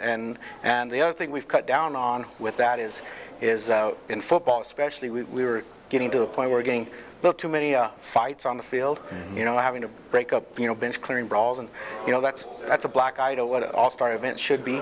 And last year was just good, clean fun, hard hitting, and we're hoping that continues this year. Yeah, and what's the other emphasis finally on what you want to get out of these games? I just give these kids another opportunity to showcase their talent. I mean, New Mexico, I think sometimes gets a bad rap as far as we were talking about it earlier. It's not necessarily we don't have the kids, we just don't have the population in some of these larger, states and cities and metropolitan areas. But we have a lot of good kids in New Mexico that can play ball, all sports. You'll see today football, small schools, large schools, a lot of great athletes out there, getting after it and competing. And it's about, show this is their day. It's their last, one last time you get to go out there and represent your school, your community, and, should be fun. Well, Kevin, thank you very much. You bet. Thanks for having me. That's Kevin Worth, the president of the New Mexico High School Coaches Association, our halftime guest. More of halftime in just a moment. Whether you're watching near or far, Artesia has a heart for you. Come visit us in 2023. Join us for one or all events. April 1st, we will welcome car enthusiasts from all over to bring their vintage, classic, and new cars to show off at our 24th annual main event car show and cruise. Special guest Kurt Warner will be in town that weekend for a free speaking event, along with a great local vendor shopping event, Yucca Blossom Trade Days. The last week in July is host to our 78th annual Eddy County Fair, where there's always great food, vendor booths, and amazing concerts. When the weather cools a bit, join us for Shotgun Clay Shoots, awesome red dirt country music that honors our active oil and gas industry, as well as a great day at Art in the Park, featuring handmade items for anyone on your gift list. All of this culminates November 4th and 5th with our 40th annual Balloons and Tunes Festival, when our skies will be filled with hot air balloons and excitement. We look forward to having you in the heart of southeast New Mexico for an event or two while you explore this region. Paid for by Artesia Lodgers Tax. Welcome back to halftime of the New Mexico High School Coaches Association All-Star Game in Artesia, New Mexico at the Bulldog Bowl. Scott Coletti along with Josh Grenier, and hope you're enjoying this game. And right now we have an opportunity to visit with the president of the Metro Coaches Association, Judge Chavez. Coach at Highland, coach at Cibola, coach at Valley. He's been coaching all over the place and still has a hand in the New Mexico High School Coaches Association. Yes, I was past president a couple of years ago of the High School Coaches Association, and built a really good friendship with Buster. So anytime he's having some functions, and now that I'm retired, I like to help out and be a part of everything. And you bring up the function. This has been an outstanding function, the high school football games, and a little bit of different twists last year and carrying over to this year, where it's a week after the championship game. In the past, this would be championship week. They moved it up so that they could have the All-Star game a week later after the championship games. And it really was a boost to the game last year because you have players just giving it their all, and they're also in football shape. Well, the great thing is when we had it late July, a lot of kids were off to college. A lot of kids hadn't played in 8 months, didn't want to play. So we'd have teams almost half alternates. Last year we had 2 kids out of 80-something kids that didn't play. So it was great for the attendance as far as kids playing in the game. And like you said, they're in football shape, and it makes for a better game. And I really like the idea with the format of how it's going on. In fact, we had twin brothers from Raton that were on different teams last year. Right. So it was kind of interesting. You may be playing against your teammates. In this case, he was playing against his brothers. So I think the format that we've come up with now has been a good deal for the game. And the beauty of the game, Coach, they were competitive, they were hard-hitting, very physical, and very clean. Yes. They're still in football mode. Some of them just played the week before. They're in a championship game. And someone who doesn't make the playoffs, they're only 3-4 weeks out of it. So compared to 8-9 months the way it used to be, it made for a whole better game. The kids were in good shape. They were in football mode. And it was just great for everybody involved. Judge Chavez from the Metro Coaches Association, our guest here at the New Mexico High School Coaches Association All-Star Game at the Bulldog Bowl in Artesia, New Mexico. And, what are some of the things that the Metro Coaches Association and the New Mexico High School Coaches Association are working on? Well, we established this coach association many years ago with just Albuquerque teams. And then, of course, the Rancho schools were built, and then we decided State Farm became a big sponsor. We started to include Bernalillo, Los Lunas, Belen, Moriarty, some of the surrounding schools in the area. And it's really been nice, and the best thing about the whole thing is to recognize kids. And we try to recognize as many kids as we can because, it's tough to be a high school athlete. You got to make grades. You got to stay out of trouble. You got to stay away from drugs. You got to stay away from alcohol. You got to be in class all the time. And all coaches are always, on their kids about doing things right. So I think these kids need to be honored and they need to be recognized. And what a better setting to do it in an all-star game. Now, last year, the All-Star Game was in Roswell. This year, it's in Artesia after many years of having it in the metro area, in the Albuquerque area. It pretty much was here all the time. We had a few years ago, we were going 2 years here, 1 year in Cruces, and that went on for about 7-8 years, but then we went back to having it here. So it's been nice. It's good for the state. I know Roswell really enjoyed it. I'm sure Artesia's going to enjoy it, and one of the plans is to have a bump around the whole state so everybody has an opportunity to host it. And I think that's good for all of New Mexico. It's good for every city that gets to host it, and it's good for the kids to be able to see different parts. I've never played in Bulldog Bowl. I'd never played in that stadium. The first time I got to scout a game there, Kurt Potter was the coach at Carlsbad, and we were scouting them. We were going to play them. He goes, "You ever seen a game here?" I said, "No, I never have." He says, "You're going to love it, Judge. This whole side's going to be all blue, and this whole side's going to be all orange." And it was a great experience. And to see those kids come down and do the dog pound or the dog pile.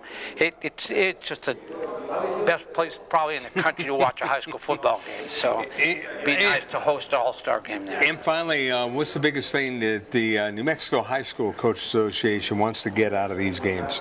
Well, again, we want to recognize kids, and these kids, they're put on a board, and they're nominated by coaches, and then they're voted on by coaches, and I went from room to room watching how the voting's going. These guys take this very serious, and they're very honest and professional about it. They want the best kids to come out of there. They don't want their son or a kid that just plays for them. They get in there, and they're real professional about voting for the best kids. Let's put the best product we can on the field so that those kids get rewarded and the fans get to see the best players in the state of New Mexico. Well, Judge, as always, thank you very much for joining us. Thank you. Surprised. I thought I'd done my last interview when I retired. Man, I've interviewed many a time Judge Chavez, our guest here. It's halftime of the New Mexico High School Coach Association All-Star Game. Stay tuned. Whether you're watching near or far, Artesia has a heart for you. Come visit us in 2023. Join us for one or all events. April 1st, we will welcome car enthusiasts from all over to bring their vintage, classic, and new cars to show off at our 24th annual main event car show and cruise. Special guest Kurt Warner will be in town that weekend for a free speaking event, along with a great local vendor shopping event, Yucca Blossom Trade Days. The last week in July is host to our 78th annual Eddy County Fair, where there's always great food, vendor booths, and amazing concerts. When the weather cools a bit, join us for Shotgun Clay Shoots, awesome red dirt country music that honors our active oil and gas industry, as well as a great day at Art in the Park, featuring handmade items for anyone on your gift list. All of this culminates November 4th and 5th with our 40th annual Balloons and Tunes Festival, when our skies will be filled with hot air balloons and excitement. We look forward to having you in the heart of Southeast New Mexico for an event or two while you explore this region. Paid for by Artesia Lodgers Tax. Scott Colletting along with Josh Grenier back here on KSVP Radio and worldwide on KSVPTV.com. It is 29-0 in favor of the red team over the green team. The red-green all-star game in the small schools. The large schools scheduled for 3. Well, I got a feeling that's not going to happen, Josh. Especially if we give both coaches 6 more timeouts each. I mean, yeah. Allegedly, but it just seemed like both teams used a lot of timeouts.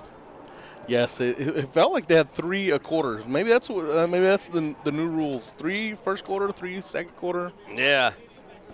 Well, you notice the scoreboard has 0 timeouts left now, so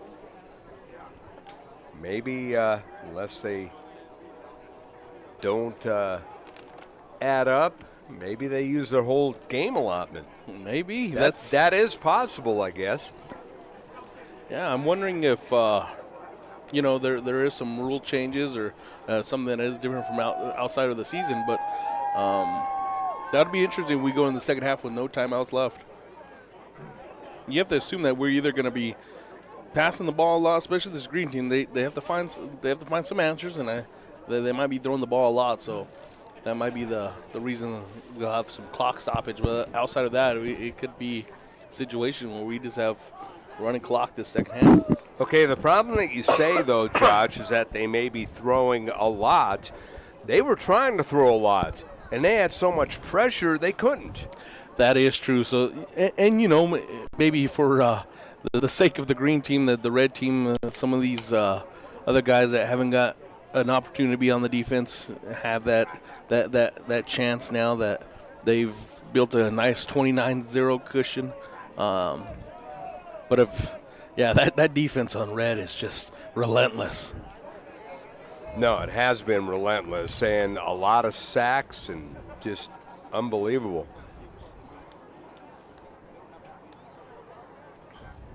Talking about that defense today, they've had a big part in this lead right now. Xavier Aguilar, he has the pick six, and Dalton Trapp has the safety.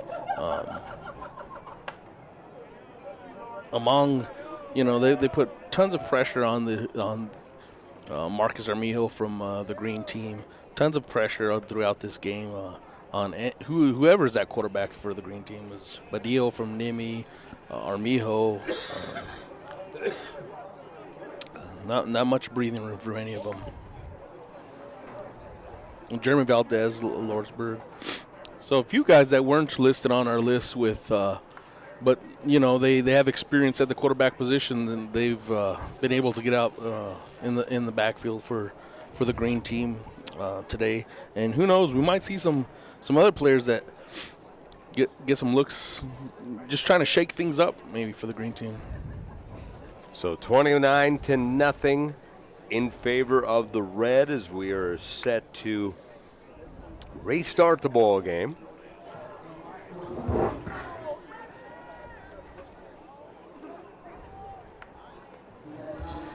All right, ladies and gentlemen, we're ready for the second half kickoff. Green will get the ball first here in the second half. Red squad defending the south goal.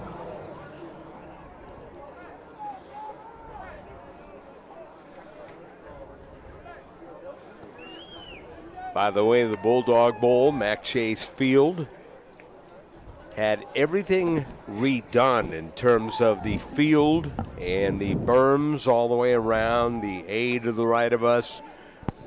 All field turf now, and it just looks beautiful. That orange just sticks out.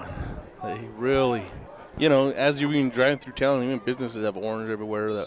But it's beautiful, beautifully done.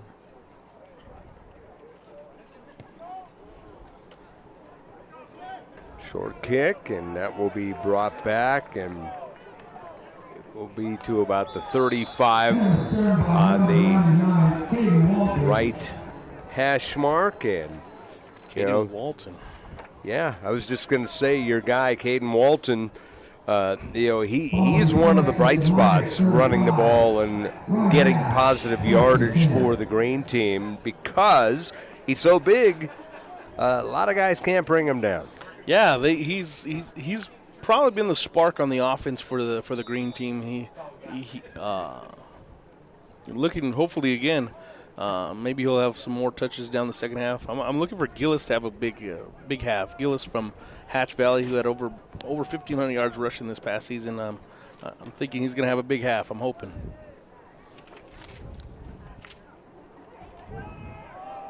And there is Gillis right there.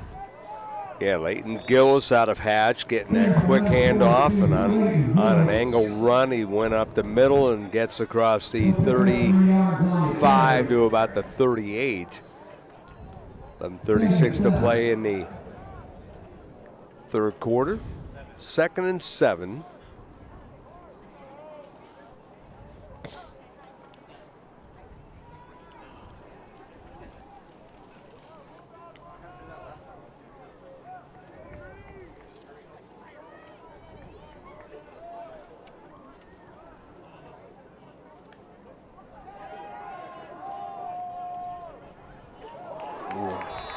Arion is hit hard as he ran it to about the 38. Another Seguro guy. Seguro defense. Yeah, Armijo on that one. Been mentioning them a lot, Jal a lot, St. Mike's a lot. Yeah, it seems like they had a combined team right here between those three.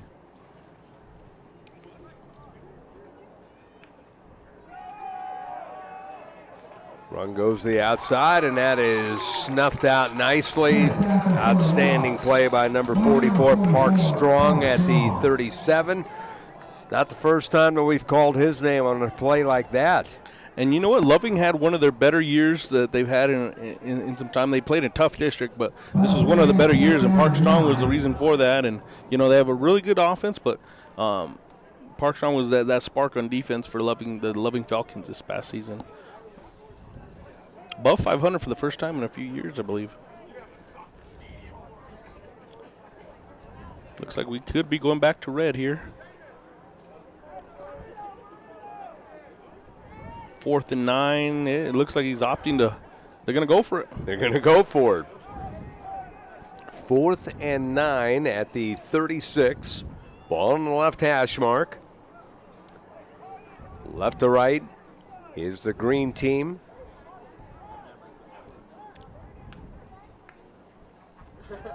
And back to pass. Carry on being rushed, sacked. They drop the ball. It's recovered by the red anyway. And one way or another, they turn the ball over on down. And it is our guy Xavier again with another defensive stat for the day. Are you kidding me? Xavier Aguilar out of Socorro, 2 picks, 1 pick six, 1 almost pick six, and now a fumble recovery that he'll actually get even though it was 4th down. You know what they say? This is how they say it nowadays. He's a dog. Wow. It's my boy Xavier right there. So the red team with outstanding field position once again.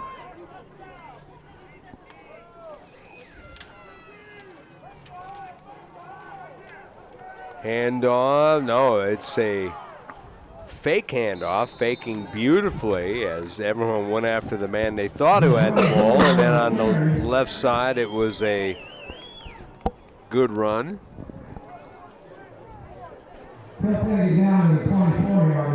Boyer's one of those other athletes that was selected in this that wasn't listed as a quarterback, but he played quarterback for Estancia, 2-year letterman for them, for the Bears, and one of the better quarterbacks, and that's why he's here, and that's why he's getting snaps in the backfield.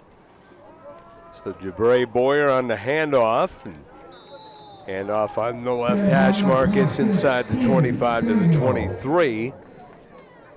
The run was Caden Sago.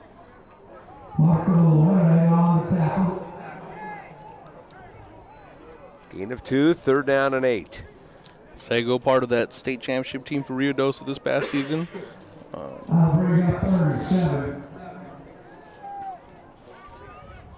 Playing for his coach today, Keith Johnson.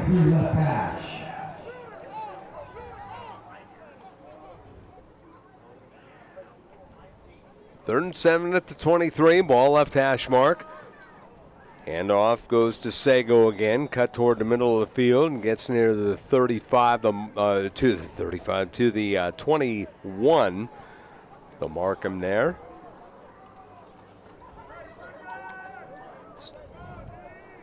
It's going to be 4th and 5.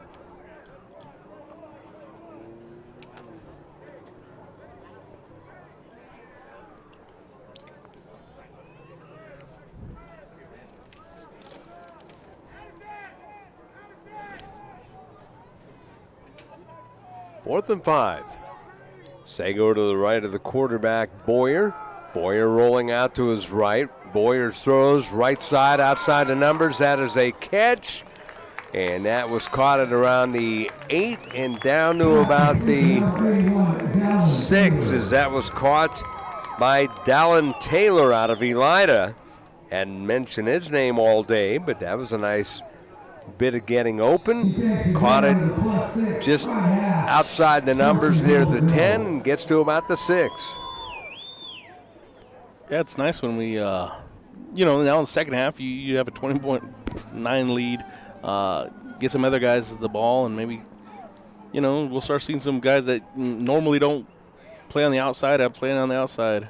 That's what's awesome about these all-star games. First down, and the run of Sago straight ahead, just inside the right hash marks, gets near the 5. They'll mark him at the 4.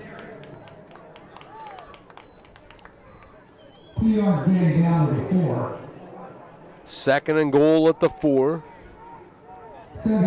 Every time the red team has had it deep in green territory, pretty much they've scored. Yeah, it's almost an automatic touchdown for them. Most of them have come when Martinez is in the back at quarterback now, though. So we'll see if Boyer could get his first touchdown of the game. Sago running straight ahead and doesn't quite get it. He'll be inside the 1. Looks like the official put his foot on the 1 foot line. Yep. Literally on the foot line. At that point, just give it to him. Well, you saw he kind of just stuck out the foot and was like, oh, here's the ball.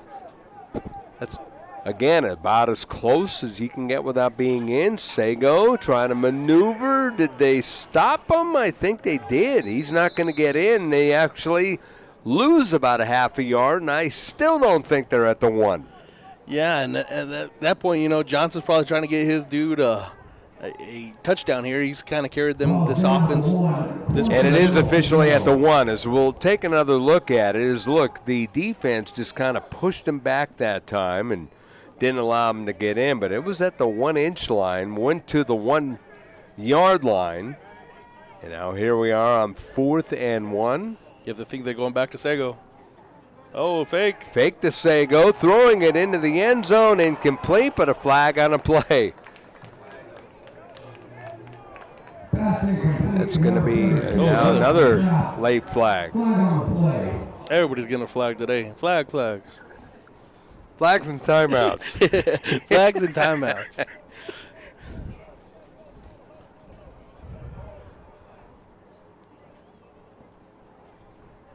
Whoever set the over-under number at 25 is it's probably going to hit the over.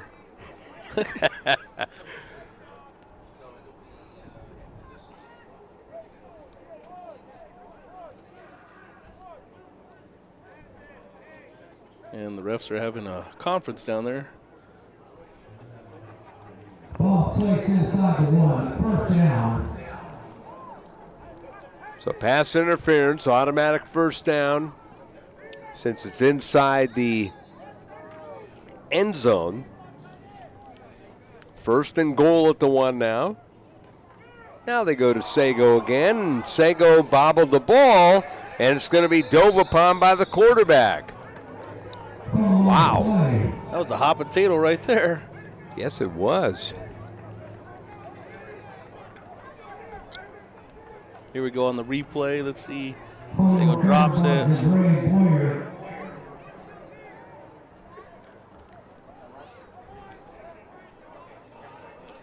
Kudos to Boyer on that one, staying with the play.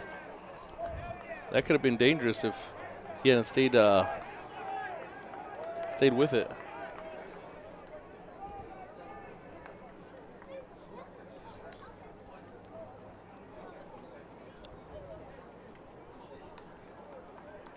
And I believe we should have 2nd down, correct? Wait. Looks like we're going with a green ball.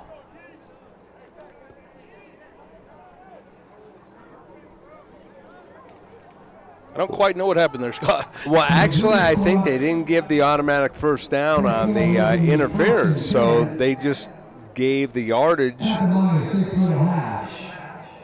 So that's why the green team was celebrating. They had first down on the board. They had 1st and goal. But here it is 1st and 10, so that's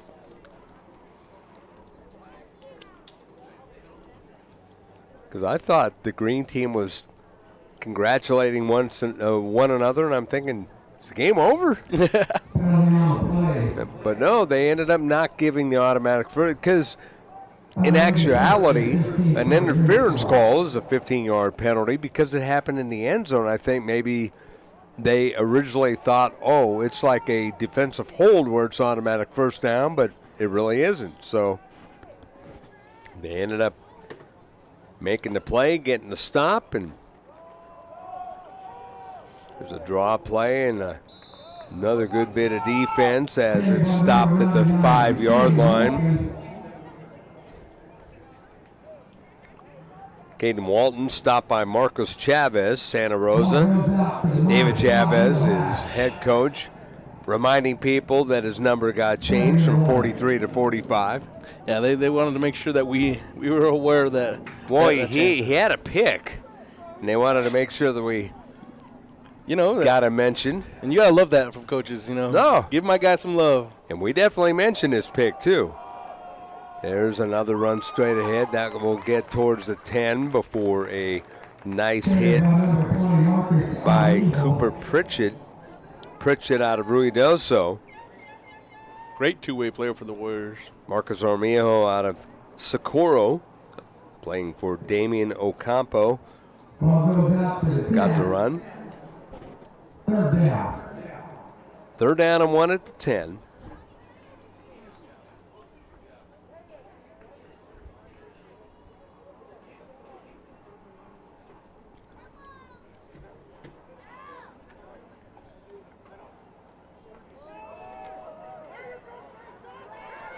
And there goes Gillis. Gillis on the left sideline gets across the 30, and they will mark him at the 32-yard line.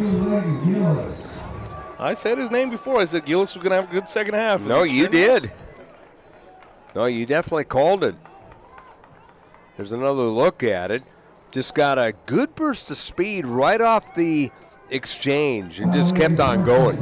Nice angle run to the left sideline. A lot of their success has come from that. We mentioned that in the first quarter that, you know, you got to stay away from that Dalton Wild, and now the red team has put Dalton on that side. So now they're going to attack it, Dalton and Moreland on each side. 2:03 to go in the third.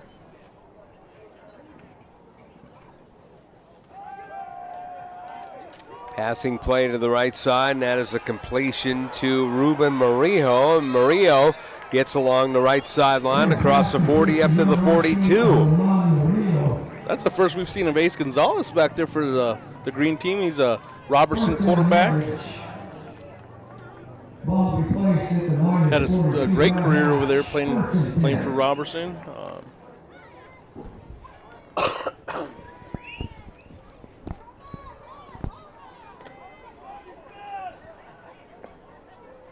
He's a great basketball player, too.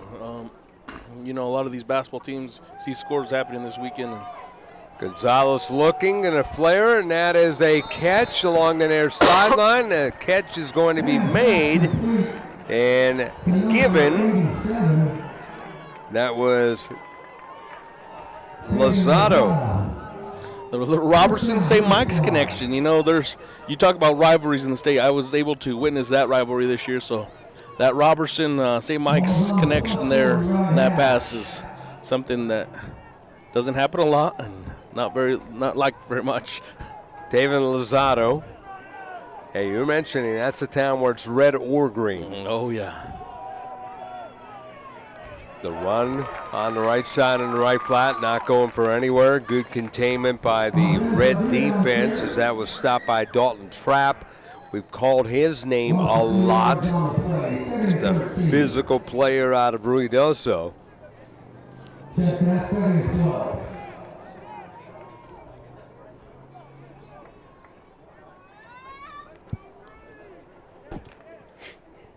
You know, there's guys who pursue the ball, and there's guys who get to the ball, and he's one of those.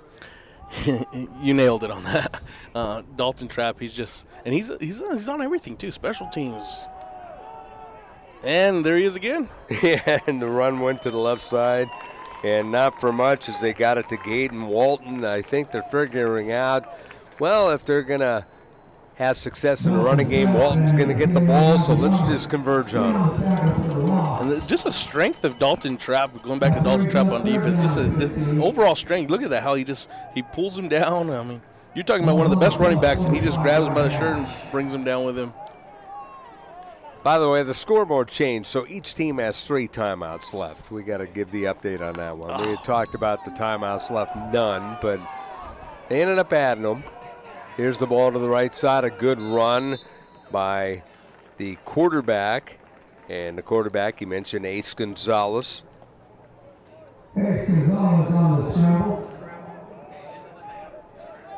And that is going to be the end of the third quarter. Fourth quarter coming up. It is the red team with a 29-0 lead over the green. You're watching the Red and Green All-Star Game, listening on KSVP Radio and worldwide on KSVPTV.com. Whether you're watching near or far, Artesia has a heart for you. Come visit us in 2023. Join us for one or all events. April 1st, we will welcome car enthusiasts from all over to bring their vintage, classic, and new cars to show off at our 24th annual main event car show and cruise. Special guest Kurt Warner will be in town that weekend for a free speaking event, along with a great local vendor shopping event, Yucca Blossom Trade Days. The last week in July is host to our 78th annual Eddy County Fair, where there's always great food, vendor booths, and amazing concerts. When the weather cools a bit, join us for Shotgun Clay Shoots, awesome red dirt country music that honors our active oil and gas industry, as well as a great day at Art in the Park, featuring handmade items for anyone on your gift list. All of this culminates November 4th and 5th with our 40th annual Balloons and Tunes Festival, when our skies will be filled with hot air balloons and excitement. We look forward to having you in the heart of Southeast New Mexico for an event or two while you explore this region. Paid for by Artesia Lodgers Tax. Back to action. It's the fourth quarter. Ace Gonzalez avoiding everybody in the backfield, going back to pass. Throws it along the left sideline. It was incomplete. Broken up by Andres Cueto out of Loving. And that'll turn them over on downs. 1st and 10 for the Red.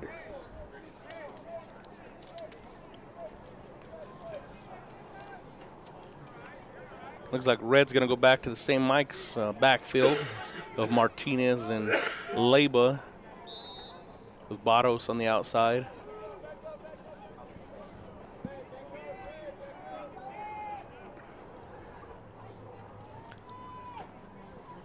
This unit here is accounted for 3 touchdowns. How about that? A little, I don't even know if that was a flip pass. He just kind of put his arms up in the air and dropped it into Marcus Leyba's hands.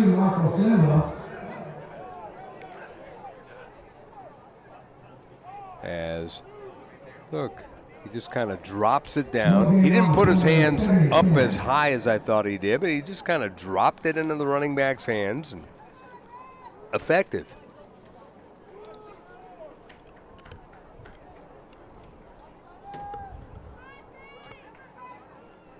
Smart by the running back there to stay with it.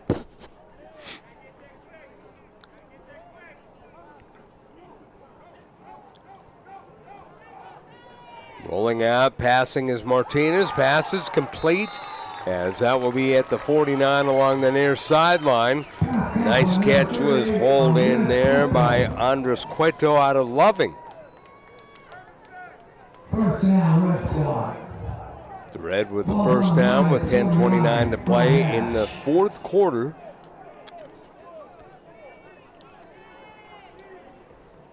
Martinez is one of the more effective quarterbacks that passed in today of all the quarterbacks out here today. 1st and 10 at the 49. Handoff, and that is a nice move by Marcus Leyba. And Leyba in the right flat gets inside midfield and gets to about the 47. That's Leyba's game right there. He attacks down the middle. He found a lot of success with that this past season.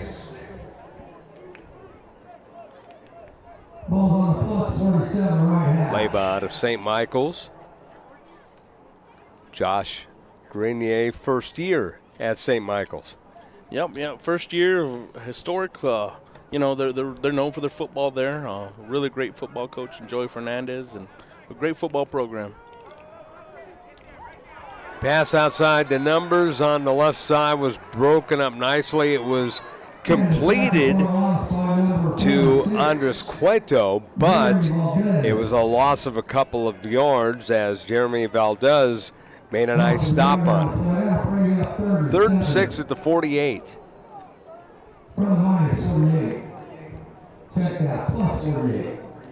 I guess the good news about this being an all-star game, Josh, even though it's 29-0, no one stopped playing because, hey, we're not looking at the scoreboard. We just want to do our best and be noticed. Exactly, and for a majority, I would say 80, 90% of these players, this is the last time they're going to play high school football. Little flip, and the catch was made, and that was to the 48, maybe the 47 again, as Leba made the catch out of the backfield. A 4th and 6. And of course, it's an all-star game. I think we've seen what, one punt? I believe so. Yeah, it's the last time they were in this position right here, it was a touchdown. You're right. About the same field position, too. Yep. Let's see if they go long with it again. 4th and 6 at the 47. Martinez looking. He's going to throw left on the right side, just over the hands of his receiver, Kendrick Brown out of Laguna Acoma.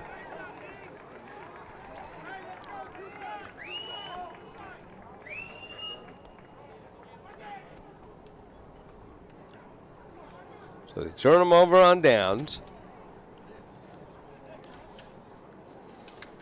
But you got to tip your cap to the green team, just playing good defense and basically thwarting the red team from scoring. And now they'd like to score, including, by the way, the goal line stand. Yeah, the red, green team is, they're looking for something to end this game with some sort of spark, and there we have it. They're actually moving the ball better in the second half, either running or passing. You're seeing a little bit more options out here. Waze Gonzalez, who, as we mentioned, wasn't a quarterback, nor was the young man who got injured and unfortunately taken out today, Juan Badillo, out of New Mexico Military Institute. These guys have been sparks, even though they weren't originally going to play quarterback in this game. Exactly, and that's how it happens sometimes. Those unsung heroes, and Ace is going to the distance. Yeah, he goes downfield, right side. That's the catch at the 15 along the right sideline, near the numbers now, down to about the 6, as that was caught beautifully by Taven Lozado. Lozado went up the ladder to make that catch. And when he made that catch, he wasn't satisfied. He was trying to go to the goal line. Yeah, I wouldn't be surprised if they don't go back to him right now. Lozada does really well. He goes over the middle here for St. Mike's. I wouldn't be surprised if they went back to him on that. When he has the height advantage, here's a keeper now as Gonzalez will roll out to his left and get near the 6, so that is a gain of a couple. It'll be 2nd and goal at the 8. The green team, the closest they've been to scoring. Ball down to the 6-yard line. 5:26 counting down in the 4th quarter. The interesting thing is, if the Red would have scored on that goal line stand where they had a couple of opportunities at the 1, I'd imagine they would have started a running clock. I think the running clock applies in this game. I would assume so, yeah. I forgot all about that. That would have been above the 35 New Mexico Mercy rule. The run doesn't go anywhere this time, and by the way, that was not Ace Gonzalez. Running there was Bodie Schlinger out of Robertson. So we're trying to go Refrigerator Perry right there. That's exactly what I was thinking. I know, right? The big guy out of the backfield. You're not expecting this. Let's put the fridge down the middle, but they caught him. Now a timeout taken. Yeah, we were joking about the timeouts, but now you're trying to put the ball in the end zone. This is a good timeout. This is a good timeout. Outside of the other, what did I say, 17? This is number 18.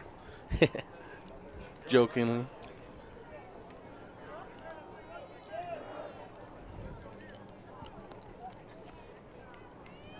3rd and goal at the 6. This has gone a quick second half. You know, we have 4 minutes left, just under 5 minutes left in this fourth quarter. It's been, you know, I wasn't going to say anything because the last 2 minutes of the first half took about 30. That is true. But overall, you know, even beat 29-0, it's been an exciting game, despite the score. They go up the ladder and just a little too high to handle. Well, you called it. They were going to try that play. Lozado, if the ball's not overthrown, he's there to make the catch. Yeah, I mean, it was a good idea. And I wouldn't be shocked if they tried again. 4th down. Lozado was on a handful of 4th down completions here in the red zone this past season. Yeah, they tried the fade route on that one. He's on the right side again. He's actually calling the defender. And they go on a slant that time, and he makes the catch. And he made the catch against Reyes Barros out of St. Mike's, and it's a touchdown. That was a little bit of brotherly love there, I think, calling each other out. And they're hugging right now. That's awesome. Here it is, the replay. Yeah, you mentioned before, he was saying, I'm going after you. They did a slant pattern after they did the fade route. He hands him the ball and ends up getting the touchdown.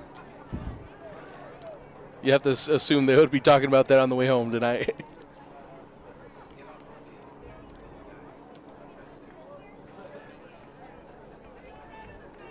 Well, that's what happens when you play against teammates, huh? Yeah, you know, sometimes it brings out a little bit more of that competitive, Well, you're used to doing that in practice, but now you're doing it actually against them in a real game. Yep, and where the fans are here to see, and you know that's probably why it makes them so good, that they're competitive with each other.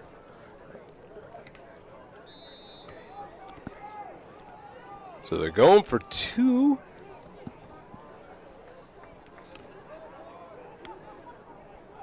See what the call is here. They bobble the ball. The ball is loose. A scrum. And no good is the call. 29-6 with 4:19 to play in the fourth quarter. 4:19 left in the game. It's the red squad 29, the green squad 6. So 29-6 in favor of the red squad over the green squad. A TD pass. Taven Lozado with the catch.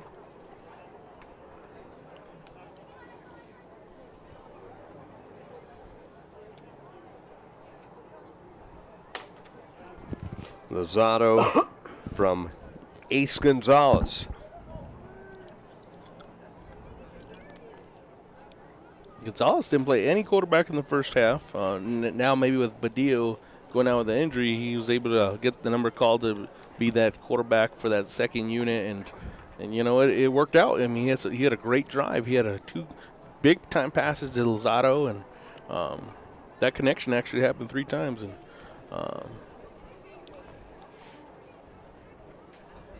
again, very impressed with the crowd here today, especially on the visiting side, but on the home side, I mean, it's so massive. No matter what, it's always going to be a good crowd here. Yeah, I want to say that this is a bigger crowd than it was last year in the Wool Bowl, and which was a good crowd. Yep, I agree. That was one of the better All-Star Game crowds that I had seen, because I had an opportunity to do a good handful of games in Albuquerque at Community Stadium and Wilson Stadium, but most recently Community Stadium. Yeah, and you know, I've been to All-Star games in the past, and you know, a lot of family come out, but I think the way they're doing them nowadays, it's bringing out more of a community. And then you put it in a football town like here in Artesia, I mean, you're going to get those casual fans coming out to watch too. But it seems like the fans are engaged. Last year in Roswell, today here, they are into the game. Exactly. You even see a lot of people wearing, and granted, their school might be red, but there's a lot of red on this side. You see some people wearing green on the other side. There's a lot of cheering. I mean, it's not just casual noise. The ball is loose. Did the green get it? Looks like they did. There we go. Pulled out of there by Andres Madrid. The guy who I thought was going to get it, Lozado. It went towards him. It kind of caromed. Lozado was laying on the ground without the ball. Oh, check that, not Lozado. 85, who we don't have. That's why I thought it was Lozado. It was a changed number, but Lozado originally was 81, so number 85 originally looked like he had it, but then it caromed, and they ended up getting the ball. Green gets the ball back with 4:13 to go. And it looks like they're keeping Ace at quarterback.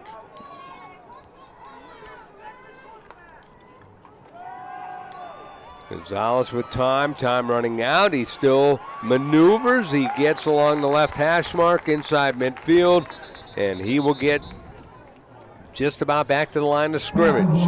Looks like it's going to probably be a face mask here. Yeah, there's a flag back at the 42. Flag on the play.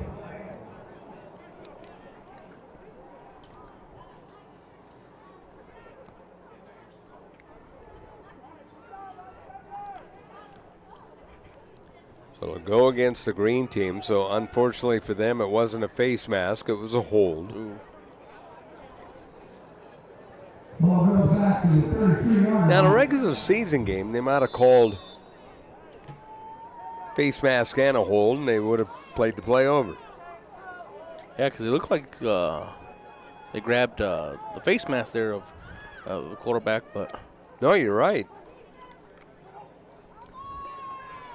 Oh, ooh, there's a hog-tie tackle as... That was just an outstanding play by Kendrick Brown out of Laguna Acoma. That was a tough hit, man. That's a big boy hit right there.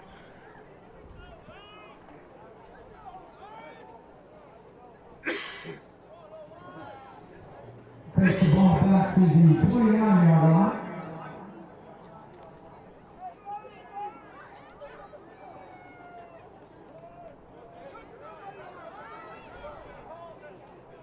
Second down and 27 at the 29.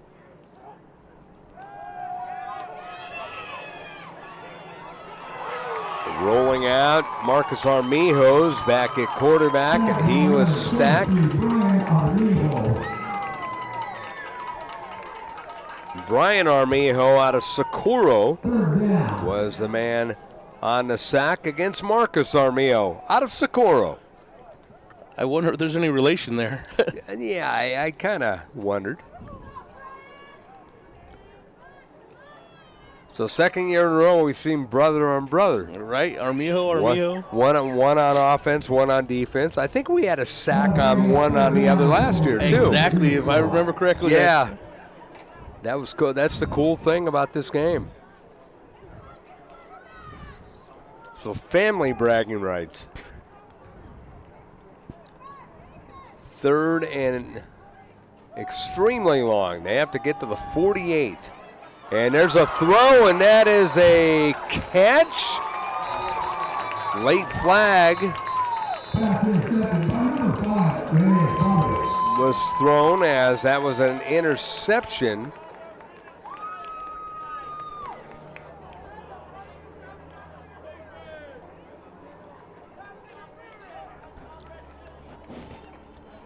Here's the pass.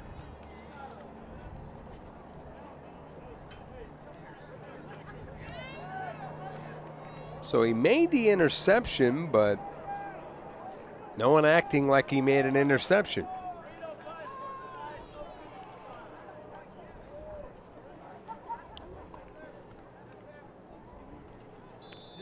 Did I miss something? Did it drop or?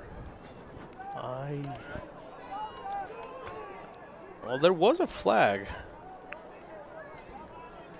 got picked up. But I'm talking about the play, though. Yeah. I thought he caught it, which was way up near midfield. Even on the replay, it looked like it was a catch.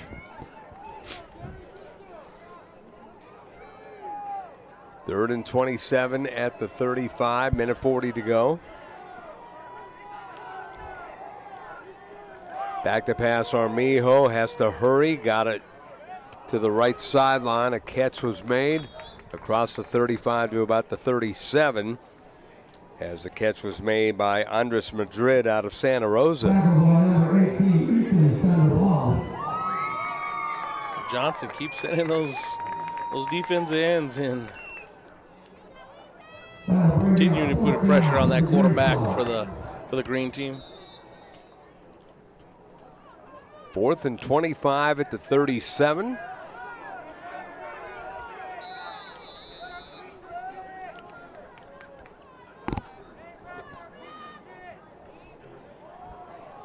Timeout called. Minute 1 to go on the game. Well, the scoreboard might not show it, although we've had 1 pick six in the ball game and almost a second, but this has been a very competitive game. It has been. I know we mentioned that despite the scoring difference here, it's the green team's still in it. You see the sideline; they're still cheering. The coaches are still coaching. Everybody's still really engaged in this contest. It all started when they made the changes at quarterback. And, it started actually when Juan Badillo started doing well at quarterback. Unfortunately, he got injured, and that opened a spot for Ace Gonzalez. It's kind of surprising they went away from Ace. He was really getting this offense moving. Armijo back to pass. He's going to throw it deep downfield. Has a man, and that's a catch at the 25-yard line, as that was beautifully hauled in by Leighton Gillis out of Hatch. Hey, you talk about a guy who was just waiting on the ball and making sure that he hauled it in. Good job by the quarterback to get loose and to throw, and he was just playing center field and saying, hey, I got to catch this, and he did. Oh, man.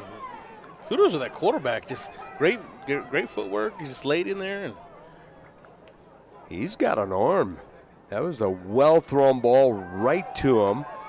And now Armijo is going to be flushed out, and he's going to be tackled for a sack, tackle for loss, as he is sacked at the 27.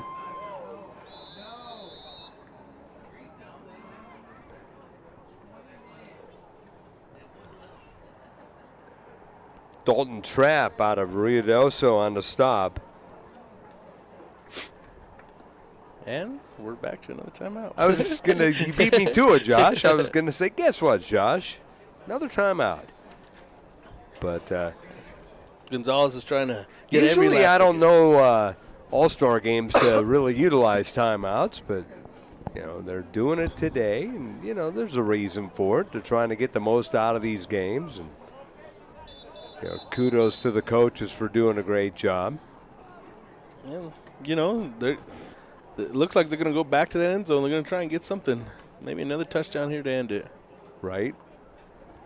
And, they've actually done well the second half. Red was up 29-0 at halftime, so, Green's the only one that's touched the end zone the second half.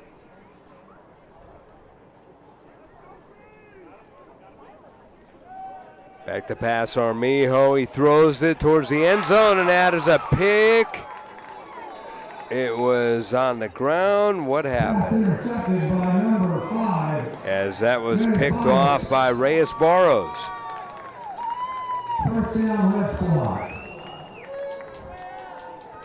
So the ball's going to be thrown up in the air. Barros made the catch. Should have been a safety. That's what I was kind of pausing about and wasn't sure about the end of the play, because when he made the catch, I'm expecting him outside of the end zone, and then all of a sudden he was in the end zone. And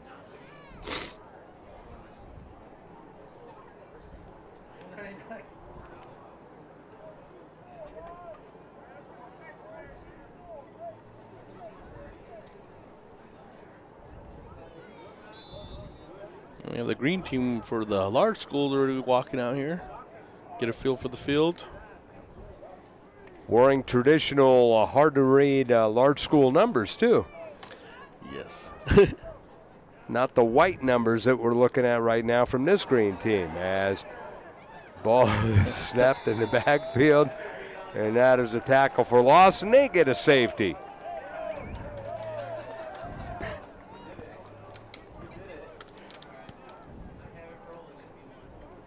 (29-8) now. As look, whoop, went up in the air, and he got tackled in the end zone. So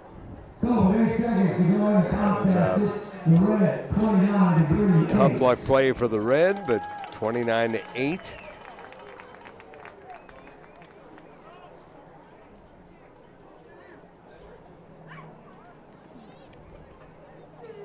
You made a big point right now, because I am not going to be able to see those numbers for that big school game.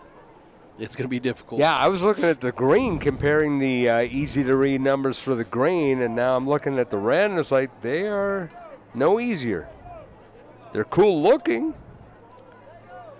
And maybe that's the reason the NFHS rule for high school sports is you have to have the light color on the numbers now. And I know the NMA's kind of gone to that too, as you order jerseys.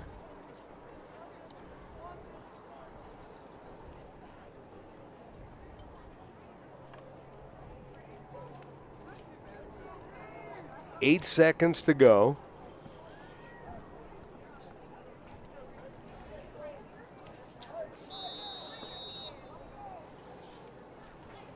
So we will have the red and green large school game coming up here.